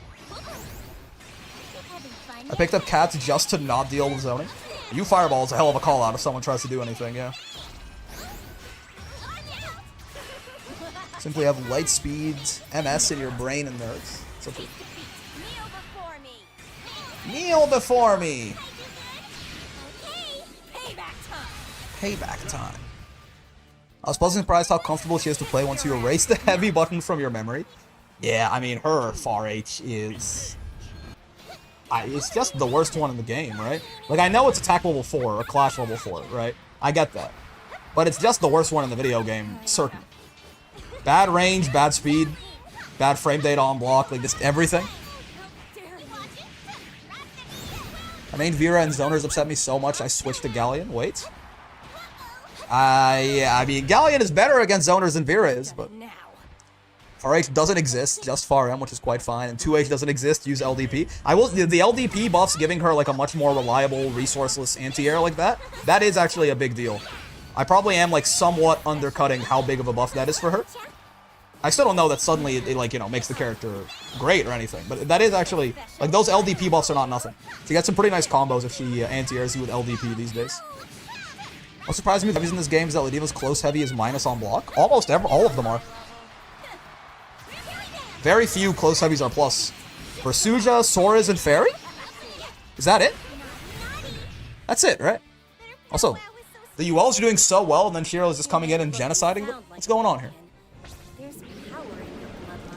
Am I missing someone? Sora's, Fairy, and Versuja, right? Which character are you talking about? Which the characters with plus on block close H's? I think it's only Sora's, Fairy, and Versuja, if I remember correctly, but I could be wrong. I think I'm right, though. I don't think I'm misremembering, but, like, yeah, by, like, you know, almost all close heavies. Before that? Charlotta. I'm saying the light DP buffs are quite nice for Charlotta, because her 2H is god-awful. Like, it's, like, bottom 1 2H, probably. So them giving her, like a consistent, resourceless anti-air option she can combo off of is very nice. Hero the Yip Slayer. IDP is only -4. I think so. I think it does. Voss close H is plus, isn't it? No. No, it's not. It's like -2 or 3 or something. Even the charged one. The charged one's even, if I remember correctly. Voss close H? No. Voss close H. Voss close M is what you're thinking. Voss close M is +3. Which, as far as that, I think he's in a. There's only 2 of them. I think it's him and Versuja are the only 2 plus close M's. But Voss close H is minus. Ow. Ow. Ow. Again, I think charge close H is even, but still not plus. Calculations were wrong. Okay, hold on. Guess you would've The been Yippers are fighting back. Tails will still kick in. Belial is 8. Believe in Belial is 0. battle 1. Belial's close M is 0. There's a lot of even on block close M's. Or not a lot, but like they're not as rare, yeah. Grand's is also 0. But plus on block close M's is Vasaraga and Versuja, and I think that's it. Voss close H is plus by smacking the soul out of your body in fear of the TOD you could have just been hit with. True. Even when you do successfully block Voss close H, it does like some mental damage. It's like a successful save in Pathfinder, you know? Even if you succeed your saving throw, you still take some like minor effect. Also, my god. Damn it. Ricken of the Y word pass, only UL players can say Yippa. Alright, this is getting... My bad. That's on me. I did say I was UL racist earlier, I guess I have to hold this. I have been told that it's their word. This Yule was funny. They're kind of cooking. It's getting political. Everything's a little political if you think about it. Rogaps 4 times in a row. That Garen was not plus. Is that Garen punishable? Search but calculated. Any Eulers? It's like the any Eulers? That Garen was that Garen punishable? You better have her a master, so help me, damn Yippa. Damn. Suki throwing out hate crimes in my chat. Same. Is having Yule a master kind of having the Y word pass? Maybe you're like invited to the cookout. I don't know if you get the pass. That's like saying I have a black friend. I can say it. Can't be. Yes? Are these the rules? I don't know if those are the rules. Would have been alive when Nine-Tails was still kicking. Was she like such a stick in I the guess you mud? would have been alive when Nine Tails will still kick in. This is losers. This is losers finals, right? Battle Yes. 1. They just transferred so fast. This is one of them first to threes. I'll say it, and I've never touched you well. Damn Yippas, they ruined neutral. I don't think it was punishable. It's hard to punish against you unless you really misplace it, but it was minus at least, I think. UL is one of the worst localization things in this game? What? No. You don't like Southern accent UL? I mean, that's probably like, as far as a localization, that probably is basically the only way to do like a Kansai dialect, right? I have to imagine. I guess if you just don't like to listen to Southern accents, then fair, but how else would you localize like a Southern hick accent, basically? Ricard has hankering for a spanking instead of hankering for a spankering. Well, how's that a localization if originally it's not in English? Like, how do you know that's wrong necessarily? Oh Jesus! I love Yeehaw, you all. Bro, give me a Cockney Granblue character, please no.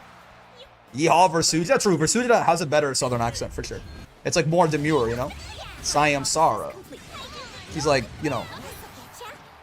Would you take that deal? I don't blame you. Asking Beelzebub if he's gonna take off that nice little SS uniform of his when he gets to Virginia. Bill speaks in Kansai band in the JP audio? Yeah, exactly. So I feel like a Southern accent is a pretty good way to localize that. Should have made Vayne Cockney? Give me 40k Orc in Granblue. Give me Pudge from Dota 2 in Granblue. The things I would let Pudge do to me, man. Oh, Jesus Christ. It's like Labris in English Persona 4 Arena just having a Brooklyn accent. Anybody who's late for registration will be disqualified from the tournament. Mokuba. Make sure Wheeler's late for it. Big bro, we don't have a registration for this tournament. Mokuba, make a registration and then make sure that Wheeler's late for it. There's power in your bloodline. Believe in victory. Battle 1. I need a 40k fighting game? I think that shit's gonna be somewhat inherently imbalanced, right? Do we just like... I mean, I guess no, I guess not. Even though there's canonical power level differences. The anti-air was the perfect hit for good damage. Ow, ow. Holdor, Drago, top 1. Is this a... Oh, dude! I thought that air throw was gonna combo into the trap.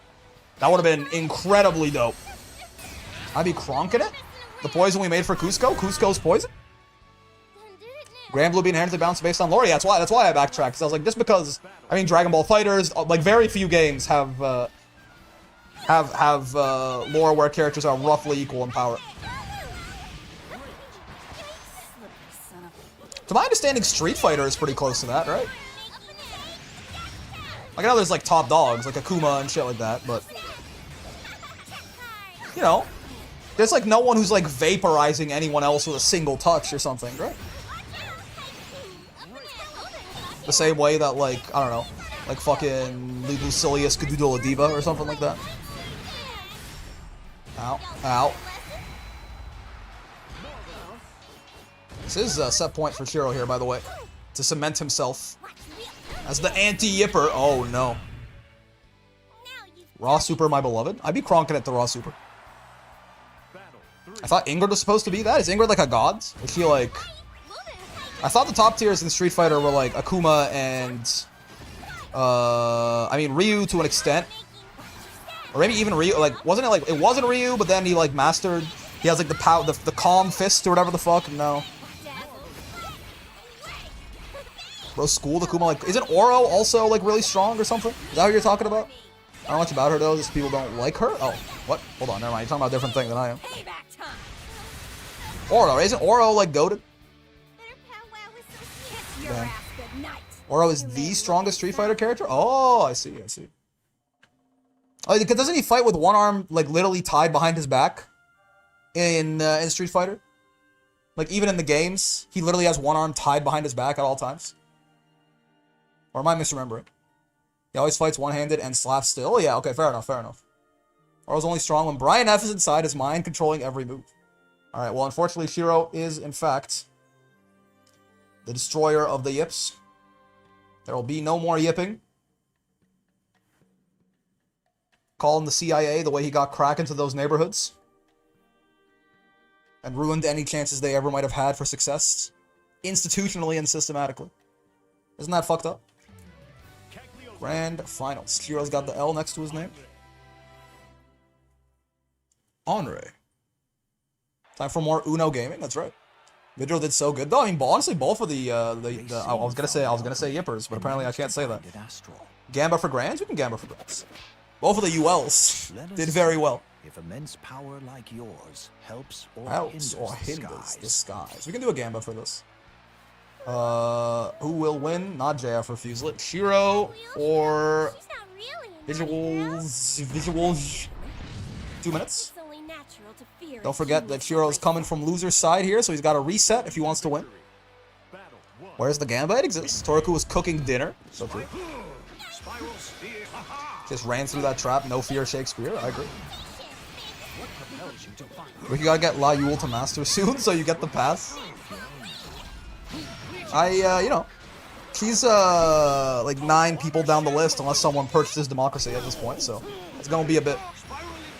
One frame links, he doesn't have those. They're tough, to be fair, but he does have the best throw bait in the game, so that's like good news or whatever. Yeah, I'm angry. Oh.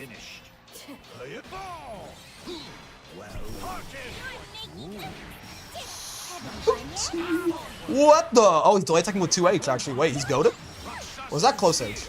I think that was 2H, right? He's doing anti-spare body tech.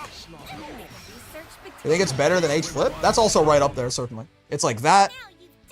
Grimnir's Seal Dash is worse than both of them, but also like is resourceless. You can do multiple of them. So Grimnir's Seal Dash, I think, is kind of in discussion there too. Ow. I felt a great disturbance in the force as if millions of yips suddenly yipped out in terror and were suddenly silenced. Ow. Do Sora's to Masters first in Seer Fundoshi game? Who's gonna tell him? I don't know. Was he second? He was second, right? We did him after Ladiva. Sora's been master for like a year.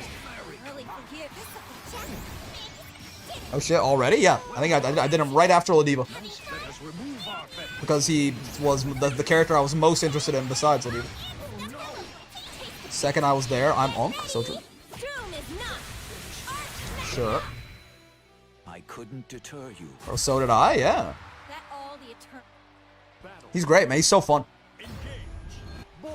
If I wasn't a Ladiva pilled grappler cuck, Sora's probably would be my favorite character. Fleeting spark. Fleeting Spark. The tide turns. That's the medium spin. That shit is punishable on block, no? Was that so? Oh my, he's going for the one frame links all the time. Was that one of them little knowledge checks? Wasn't that the medium spin? Isn't that shit like -7? Or no. Medium's the one that's -3. H is the one that's like -7, right? I'm getting knowledge checked. Yeah, I'm forgetting my spins. H is the punishable one, yeah? The names? Oh, fuck, it's not Vigil. Yeah, my bad. Are you getting to Masters next? We're doing Gran and then Jita. We've decided, Capitalism has decided we're doing very simple choices next. Fucking visual. There you go. Fleeting spark. Maybe people know that Amber represents the amount of people knowing the matchup. 1, yes. John and Jane Graham Blue, that's right. Whoa! 66M! Dude, Uno's install is so cool. What do you mean 66M is a combo tool in that fucking thing? Believe in What do you what? That's huh? battle. 1. Engage. Dijon Graham Blue. Assassin spear. Sounds kind of exciting. I'm kind of not clear on what the point of Jita is compared to Gran. We'll do them back to back. We'll get to see. I mean, I will say I do think Gran is better than Jita, but I don't think Jita is bad. I don't think it's like this cavernous gap between the two of them. What the heck kind of combo is that? Catchy playing zoning will be a sad day. We got Eustace. I think Eustace is the only zoner we've gotten to master. I mean, Eustace is also, he's zoner in parentheses, like sort of. He definitely is, but also he can run a pretty solid rushdown game. But I think what makes him end up being a zoner so more so is that he really only, like, rushing down is only worthwhile risk reward if he has H grenade on your ass. I had Fairy to Master and hated it. Zoning isn't for me. It certainly confused me a lot on Eustace too. Oh, he wanted to make the mistake. Yeah. See, that's the thing that makes this throw bait as good as it is how fucking quick it goes, right? Even if you delay tech with 2L, it'll catch you. Similar thing with like Grimnir Seal Dash and Amaya's Flip. Consider having you do Zeta because I also want to learn her. Me too, man. I want to see how good she feels now. Sans Fuzzy. Like actually playing Fairy or Matera, I'll stop the stream. It's gonna happen eventually. In fact, Fairy is next on the list. I think it's Gran, Jita, and then Fairy. There's Eustace and S++ right now who just fucking runs at me and I can't deal. That's crazy. Having fun yet? Want more? If you can keep H grenade off of you, you can kind of fight Eustace like a gorilla. Like you can just mash on his shit. Because like what's he gonna do? Do like 2,000 damage to you and then cry? Even if like he counter hit close H's you, you're taking like fucking nothing basically. If H grenade's not on cooldown. Speaking of those always plus, so hard to get out. Yeah, he like very good special move based pressure. It does also make him super easy to hard knockdown Brave counter, right? But it is like a choice of like, do you want to try and hold this, or do you want to spend a resource to get like to flip the situation? The combos feel so finicky, especially the 2H 2H stuff. You talking about Fairy? I can see that for sure. Huzzah! I tried Zeta around launch, timing the spears and combos felt so daunting for a newbie. My understanding is a lot of it got made easier, I've been told. You're mine.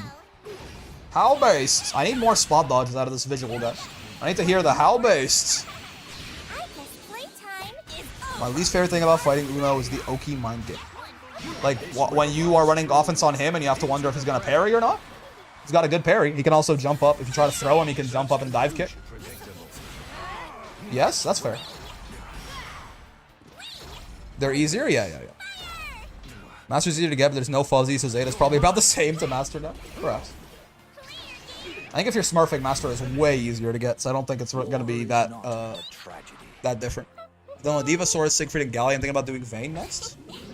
Vayne can TOD Grand, for what it's worth. They're easier, but all the good Zeta mains don't have a good barometer for what's easy for people like me. I know, fair enough. And Zeta still has a bunch of one-frame links and shit, but... Sometimes I just let him mash or jump out for free because I'm waiting on parry. Yeah, I mean, I think one of the big things to remember is that at the end of the day, like, the getting hit by parry isn't as big of a deal, right? You really only want to bait it if you think you have a hard reads, but, like, losing your turn to just, like, sitting there and letting him dive kick you, or, like, God forbid, getting fucking, like, hit for something because you were trying to, like, expecting dive kick or down back and get, like, back thrown and die. You can just get hit by the parry every now and then. Ladiva can TOD Grand? Yeah. Her damage ceiling actually isn't as high as some characters, but she needs, like, no special anything, right? No crouching confirm, no, like, you know, like, just, like, some characters need, like, certain spacings, or, like, they need a special resource up or something like that. She just counter hit close H's and kills him. Is that raw heavy counter hit? Yeah. So it's a very realistic, it's a TOD that could, like, genuinely fucking, like, her optimal is very doable in a real match, basically. All you need is a counter hit close H and a super. Which, like, the combo itself is gonna build you, like, 90 meter or something. Yeah, I mean, certainly true. If you're smurfing, you're gonna cruise through your master runs, which, again, is a really good thing, right? That's exactly how it should be. If you're smurfing, you clearly don't belong in fucking S+ or S++, right? So you need to get out of it. Oh, no! Is that with that 6-6-H in the corner combo? Yes. Yeah. Close H, Lariat, close M, delayed Raging Strike, close M, delayed headbutts, 6-6-H, close H, SSBA, 720. Is 16,283 damage on 0 brave points. And it's 11-4-4-6, I think, on 3. We assume MR-based matchmaking for Masters in a mid-season patch? I wouldn't assume anything, but I would hope for it. I think that'd be good. Oh, parry into parry! These Uno players, man. Getting to see that on a clip or something? I'd show it to you right now after the tournament's done. Manual delays just feel awful for me. Yeah, delay, like when we were doing, we're gonna probably do it again next Wednesday, but we were doing some of like the characters' optimals to see who could TOD Grand and who couldn't. 1 frame links that are just like, you know, you do it as soon as you can. So much easier than like, yeah, some manual delay timing or something like that, right? Oh, nice fucking catch, man. Who knows slow mediums, but they're big. Great power can heal the world. Sucks to be an S++ and trying to improve, though everyone I fought today has 10k plus matches. I mean, again, the good part about the new rank system is most of the people you're going to be fighting in S++ are going to be honest-to-God S++s, right? Because Smurfs just don't stay there for that long. Owlburst. Ooh, didn't beat the trap stick. Owlburst.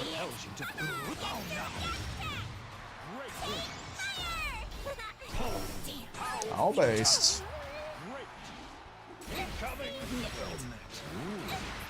Okay. Oh, good interrupt on the 6-6M. Good reactions. He's very awake. Keep maxing from Shiro, I see you. Look at all these plus frames. Look at all these plus frames. It's always my turn. It will never not be my turn. And honestly, the implication that it might ever not be my turn is very insulting, but good teleport there to bait him into Fireball and on the jump there, right? Teleports through and kills him. That's how I got my ass beaten from S+2 to S+4 in a single night. That's not that bad, man. At the end of the day, don't worry about it. I've gone from S++5 to, like, basically almost demoting out of S+ in a single day once. This was on the Ladiva run to Master at the start, but, like, bad days happen to everyone. That's not even that bad. S+2 to S+4, that's, like, very normal. What is he doing? Was that 3 pair? What was that? I looked away for a second and no, it's just fucking... He's doing like maximum spider on the ground. What's happening, man? That was 1 parry? Why did it feel like he was zipping around so much? The interaction was weird? What the fuck? War is not but tragedy. I remember the CEO Taku chat guy was saying the boss was bad and low damage. My brother in Christ, he can TOD Ladiva? Yeah, I mean, bad is also just like patently false at this point. Maybe earlier in the game's lifespan, you could have called Voss bad, but you never could have called him low damage, right? That was never... Yes, it got higher and higher and higher every patch, but you could like, there was never a point in the game where calling Basaraga low damage was accurate, right? Even when he was bad, he still did not have low damage? Exactly, right? And like, it's not in quotes, like, Release Basaraga was bad, right? Release Basaraga was a bottom tier character. Even then, he blew your ass up. As a beginner, how long does it usually take to get S rank for your first character? really, it depends a lot. I wouldn't, there's not like a timing where I'll be like, that's good or that's bad. It depends on how often you're playing, it depends on how you're like regimenting your, are you like, you know, the approach that you're taking to the video game, it depends on your mental, it depends on, you know, how, if you have any other previous fighting game experience, even if you're new to Grand Blue. So I really would not, like, there's no timer where I'm like, if you don't get to S rank in 6 months, you need to, Grand Blue's not for you. It's not really how it goes, right? And again, even among people with similar levels of experience, right? Some people are better at learning how to learn, just through, like, not even fighting game experience, and maybe they just gotten good at something else in their life. And they understand, like, regimented practice, or, like, the ability to, like, the process of learning and improving and all of this. There's never really a timing that's good or bad? Yeah. Reset, by the way. I mustn't lose. Almost got there, but Mr. How-Based not able to close it out in time. So that's gonna take us to true grand finals. Put that X, or that L rather, next to Visual's name, reset the scores, and now it's just a best of 5. No more. Visual did have that extra life, had that advantage coming in on winner's side, all that's gone. Now we go back down to 0-0, it's a straight up best of 5, winner take it. And that took me like a year plus because I wasn't playing and not sound ranked, so true. Like, I want to play Uno for how, but grabbed, I agree, that's a good reason to play Uno. It's all how much effort you put in, yeah. Like, if this is like your main, you're like, okay, I've decided I want to get really good at Grand Blue, and you play it every day, and you're like, you're like going to communities and asking for help, and like running sets with good players and things like that, you're gonna like rock it up, right?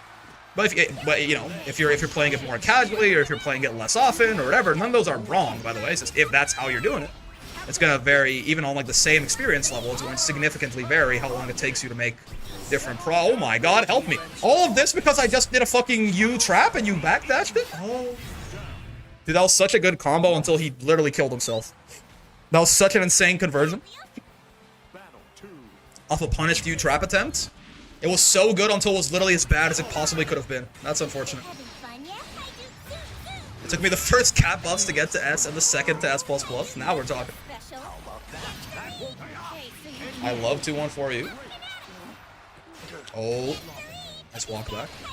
A lot of it will be mental too. Yeah, that's what I'm saying. Like, again, like if you, I think for a lot of people, a lot of like younger people in the community who I see like struggling with this kind of stuff, right? Fighting games may have been the first thing that they've like really decided like, okay, I want to get really good at this, and they want to like dedicate themselves, and like they start going through, like, you know, what can be a very painful process often of like getting better at something, right? Because that's going to involve struggles, it's going to involve trying and failing, it's going to involve plateaus, it's going to involve stuff like this, right? But like if you have had previous experience in that, even like not even in fighting games.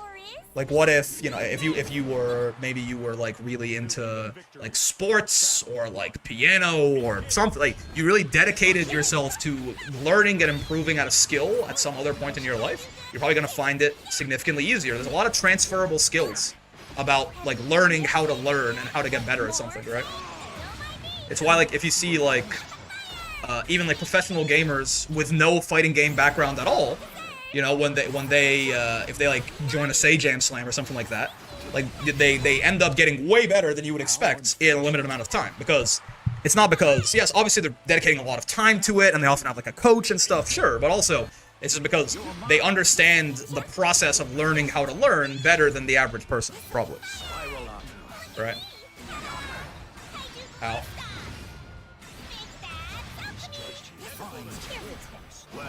Well, wait, that clears the traps, you know what I'm saying? Watching Lily Pichu pick up fighting games quick because of her piano background is interesting? Yeah, right? Like, again, I think one of the really important things to teach people, like whether, I don't know, whether you're like a parent or a teacher or like, I don't know, whatever, right? I think teaching people to learn how to learn is a really invaluable skill. Because I don't think... Maybe, like, for me, it's very, like, I feel like this is something that's pretty obvious. I'm sure for a lot of people it is too, but some people might not think that, you know, having really dedicated a lot of time to piano or something like that is going to mean that you're going to, like, pick up Guilty Gear Strive faster, right? Some people may be like, what the fuck do those two things have to do with each other? But the reality is that, like, again, there's a lot of transferable skill in just understanding the process that it takes to improve at something and the struggles that come with that, right? Having experience in an instrument really eases you into it. Not even just an instrument. Like, again, say that you like really dedicated yourself to getting really good at fucking, I don't know, man, kickboxing, right? Or like Brazilian jiu-jitsu or something like that. Or like soccer, right? That was a great fucking combo, my god. War is not but tragedy. Wanna know what real eternal power is? Like even things that are complete swimming, right? Yeah, because the mental is the thing that most people struggle with, and it's the thing that like it's the most transferable part, right? Is Kag playing piano on her controller? Did she? I mean, the combo magician. He is crazy. Combo is violent. Maybe Visual may or may not have run out of gas here. Lick in. We'll see. It's still possible, but he's got a reverse 3-0 at this point, and as the set has gone on, it feels like the momentum has slid more and more Shiro's way. I'm not sure if that's, you know, him getting a download, or if it's him just having a little bit more stamina for these, like, longer grand final sets than Visual does, but it's starting to look a little bit rough here. Ars Magna, by the way. Say Patrick? Patrick! You're mine. Okay. Kneel before me. Impressive strength. Battle 2. Also, Stan, you said this a while ago. Sorry, I just didn't notice it in the YouTube chat. We're talking about ranked, but you were talking about I'm not a Smurf. Getting to Masters was easier because I didn't run into many Smurfs thanks to the rank changes. That's also true, right? But again, that's like easier in a way that it should be easier. You shouldn't have to be beating Master Smurfs to get through S++. You're going to run into significantly fewer Smurfs. There's going to be more people on S++ who like belong there instead of, you know, Masters on like their 17th character. So you're going to have an easier time, sure. Easier in a way that like it was wrong that it was difficult in that way in the first place. This is tournament point for Shiro, yeah, and it's not looking so good for our hero. Oh, but oh god, wait, he doesn't. Okay, I was gonna say. You have to spot dodge. If you bait Uno's U reversal like that, you have to spot dodge the projectile raise. Plus, Shiro did make that mistake in the clutch, but regardless, still finds the DP later and closes it out. As you know, my most recent run was 17. That's my brother's favorite number, so I just be guessing that shit. But yeah, man. Shout out Shiro, winning another wall brawl. The Vasaragas were not here to raid on his parade on this day. And also, I mean, shout outs to Visual doing really well, making it all the way to grands and almost like was in that first set, right? That was 2-2. Very close to taking Shiro down there and giving us. I mean, we don't have like one person who's won a lot of wall brawls in a row necessarily, but we do certainly have like an oligarchy, right? Like we have a bunch of people like if they're in the bracket, you know, Shiro went to another camp, so I left. That's fine. If they're in the bracket, like you wouldn't be surprised if they won, kind of thing, right? Like Shiro and JF definitely like overall right now are probably our two like long term have been our two most dominant fellas ever since Fuselet's dynasty ended. But yeah, grand finals was Old Man versus yeah, I mean yeah. Yippers and Top 8 was a treat. Old Man Lolly. I mean again, I don't know that I want to describe Kag in either of those ways. I don't think either of them are necessarily the ways I want to talk about her, but sure. But yeah, shout outs to Shiro, shout out to Vigil. I mean shout outs to Vidril as well. Vidril and Torku, the Eulers, both putting in a hell of a performance, certainly. I would join, but the EU-NA connection will be abysmal. I mean, that's kind of the point. I you know, if I wanted it to just be North America, I would region lock it. But we'll see. We'll see. See what the future of the Wall Brawl might look like. Win against Master Smurfs, lose to honest S++ players. Robin Hood, so true. It sure was, yeah. But yeah, that is going to do it for the bracket there, fellas. Remember, Fridays. I do not be live on Fridays. So, you know, I wish you a wonderful start to your weekend. Order a pizza or something like that. Saturday is going to be another coaching stream. Honestly, I think we've just been getting a lot of value out of them. So I think this is going to be the default thing that we do for the sub-only streams until people just seem to not be interested anymore. So if you're subbed or if you're a YouTube member, come by and hang out for that, for some live coaching. Pay? Oh yeah, I can pay out the Gamba as well. That's very fair. Oh boy, look at that. Visual was the favorite, which makes sense. I mean, he was coming in from winner's side. And yeah, Sunday, Monday, Road to Master. Tuesday, Ladiva. Wednesday, we're gonna continue doing the Who Can TOD Grand. We're probably gonna finish it midway through. You gotta show me that TOD Ladiva combo. Oh, I can do that. I can do that for you real quick. Yeah, we'll see. Thursday, probably another World Brawl. Probably, unless I come up with a better idea. I guess we're doing it to Jita. She has the same amount of health as Gran. Okay. Have a nice day, Bricky boy. Let me just get this this TOD here. for my fellow Ladiva. And counter hits, yeah. It doesn't need crouching, so you can just, right? Very, very simple in terms of what you're doing. You just have to delay that Raging Strike a bit. Delay those headbutts a bit. 6-6-H. Oh! And then you close H, and then you SSBA, but I fucked up my close H. The important part is you have to delay the 6-6... Yeah, that's a good delay Raging Strike. Delay the headbutts. Don't delay the 6-6-H too much. And then get close H and SSBA. My problem is I always do the 6-6-H too late because you can't buffer it. So I end up just doing it so late that I lose all the height that I earned through my delays earlier. For me, I think the 6-6-H part is probably the most finicky to me personally. I always do it too late. Wait. Oh! Damn it. You do that, and then you do 720. The 720 should not be the hard part there. But yeah, you do close H, you do 720. And that's your optimal? Fuck. Yeah, 6-6-H is a tough part for me. Wait. Wait. I got it. I got it. Hold on. Hold up. I got it. I got it. I got it. You just gotta believe. Okay, that's enough delay on the Raging Strike. Delay the headbutts. 6-6-H. That's not enough height, man. That's not enough fucking height. Yeah, pause. Pause, champ. Wait. That's a good delay on the Raging Strike. Oh, he's so good. Okay. I'm not super consistent at it, okay? There's ways to make it easier, too. Significantly easier. That do almost the same amount of damage, right? So that's the combo. 16-2-8-3, right? You can make it a little bit easier by just not fitting in the close H and doing raw 720 after the 6-6-H.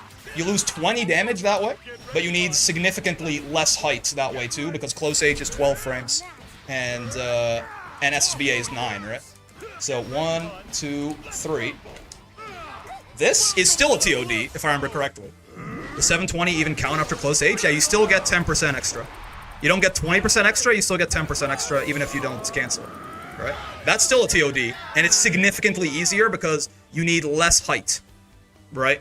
You need less height because it's 9 frames faster. If you don't want a 6-6-H, which is this is what I would do probably, because I'm really bad at the 6-6-H. Like in an actual bracket match, I'd probably do this. No delays, no... Oh, wait. Like, here you don't have to delay anything, right? You just do this, close M, Raging Strike, close M, bonk, bonk, bonk, right? And then close H, H, and then SSBA. The 720 is not the hard part there, but apparently I'm ass, right? This will lose you some damage again, but it's still good damage. Excuse me. It's still good damage, and it's much easier to do because there's no 6-6-H. At least for me, anyway, I find the 6-6-H to be the hardest part of that combo. Just because you can't buffer dashes like that. Right? This is less damage. This is noticeable. It's probably like gonna be like not a TOD anymore. It's probably gonna be like 15-6 or something. But it's still a lot of goddamn damage. No, okay, it still is actually. Yeah, it's barely less, right? And it's significantly easier. So I will if I was doing this in a bracket, I'd probably do that. And then if you want like literally baby's first like fucking near TOD, right? The easiest thing you could ever do on Ladiva is basically no delays anywhere, right? And then just headbutts, and then buffer your 720 straight out of the headbutts, right?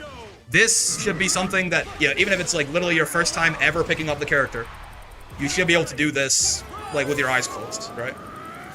You lose a lot of damage on that, but it's so easy. No delays, no timing, no nothing. Literally just, right? You just face roll everything. Just 2 close H's, lariat, close M, Raging Strike, close M, headbutts, no delays, no timing, no nothing, 720, right? So those are kind of the 4 variations.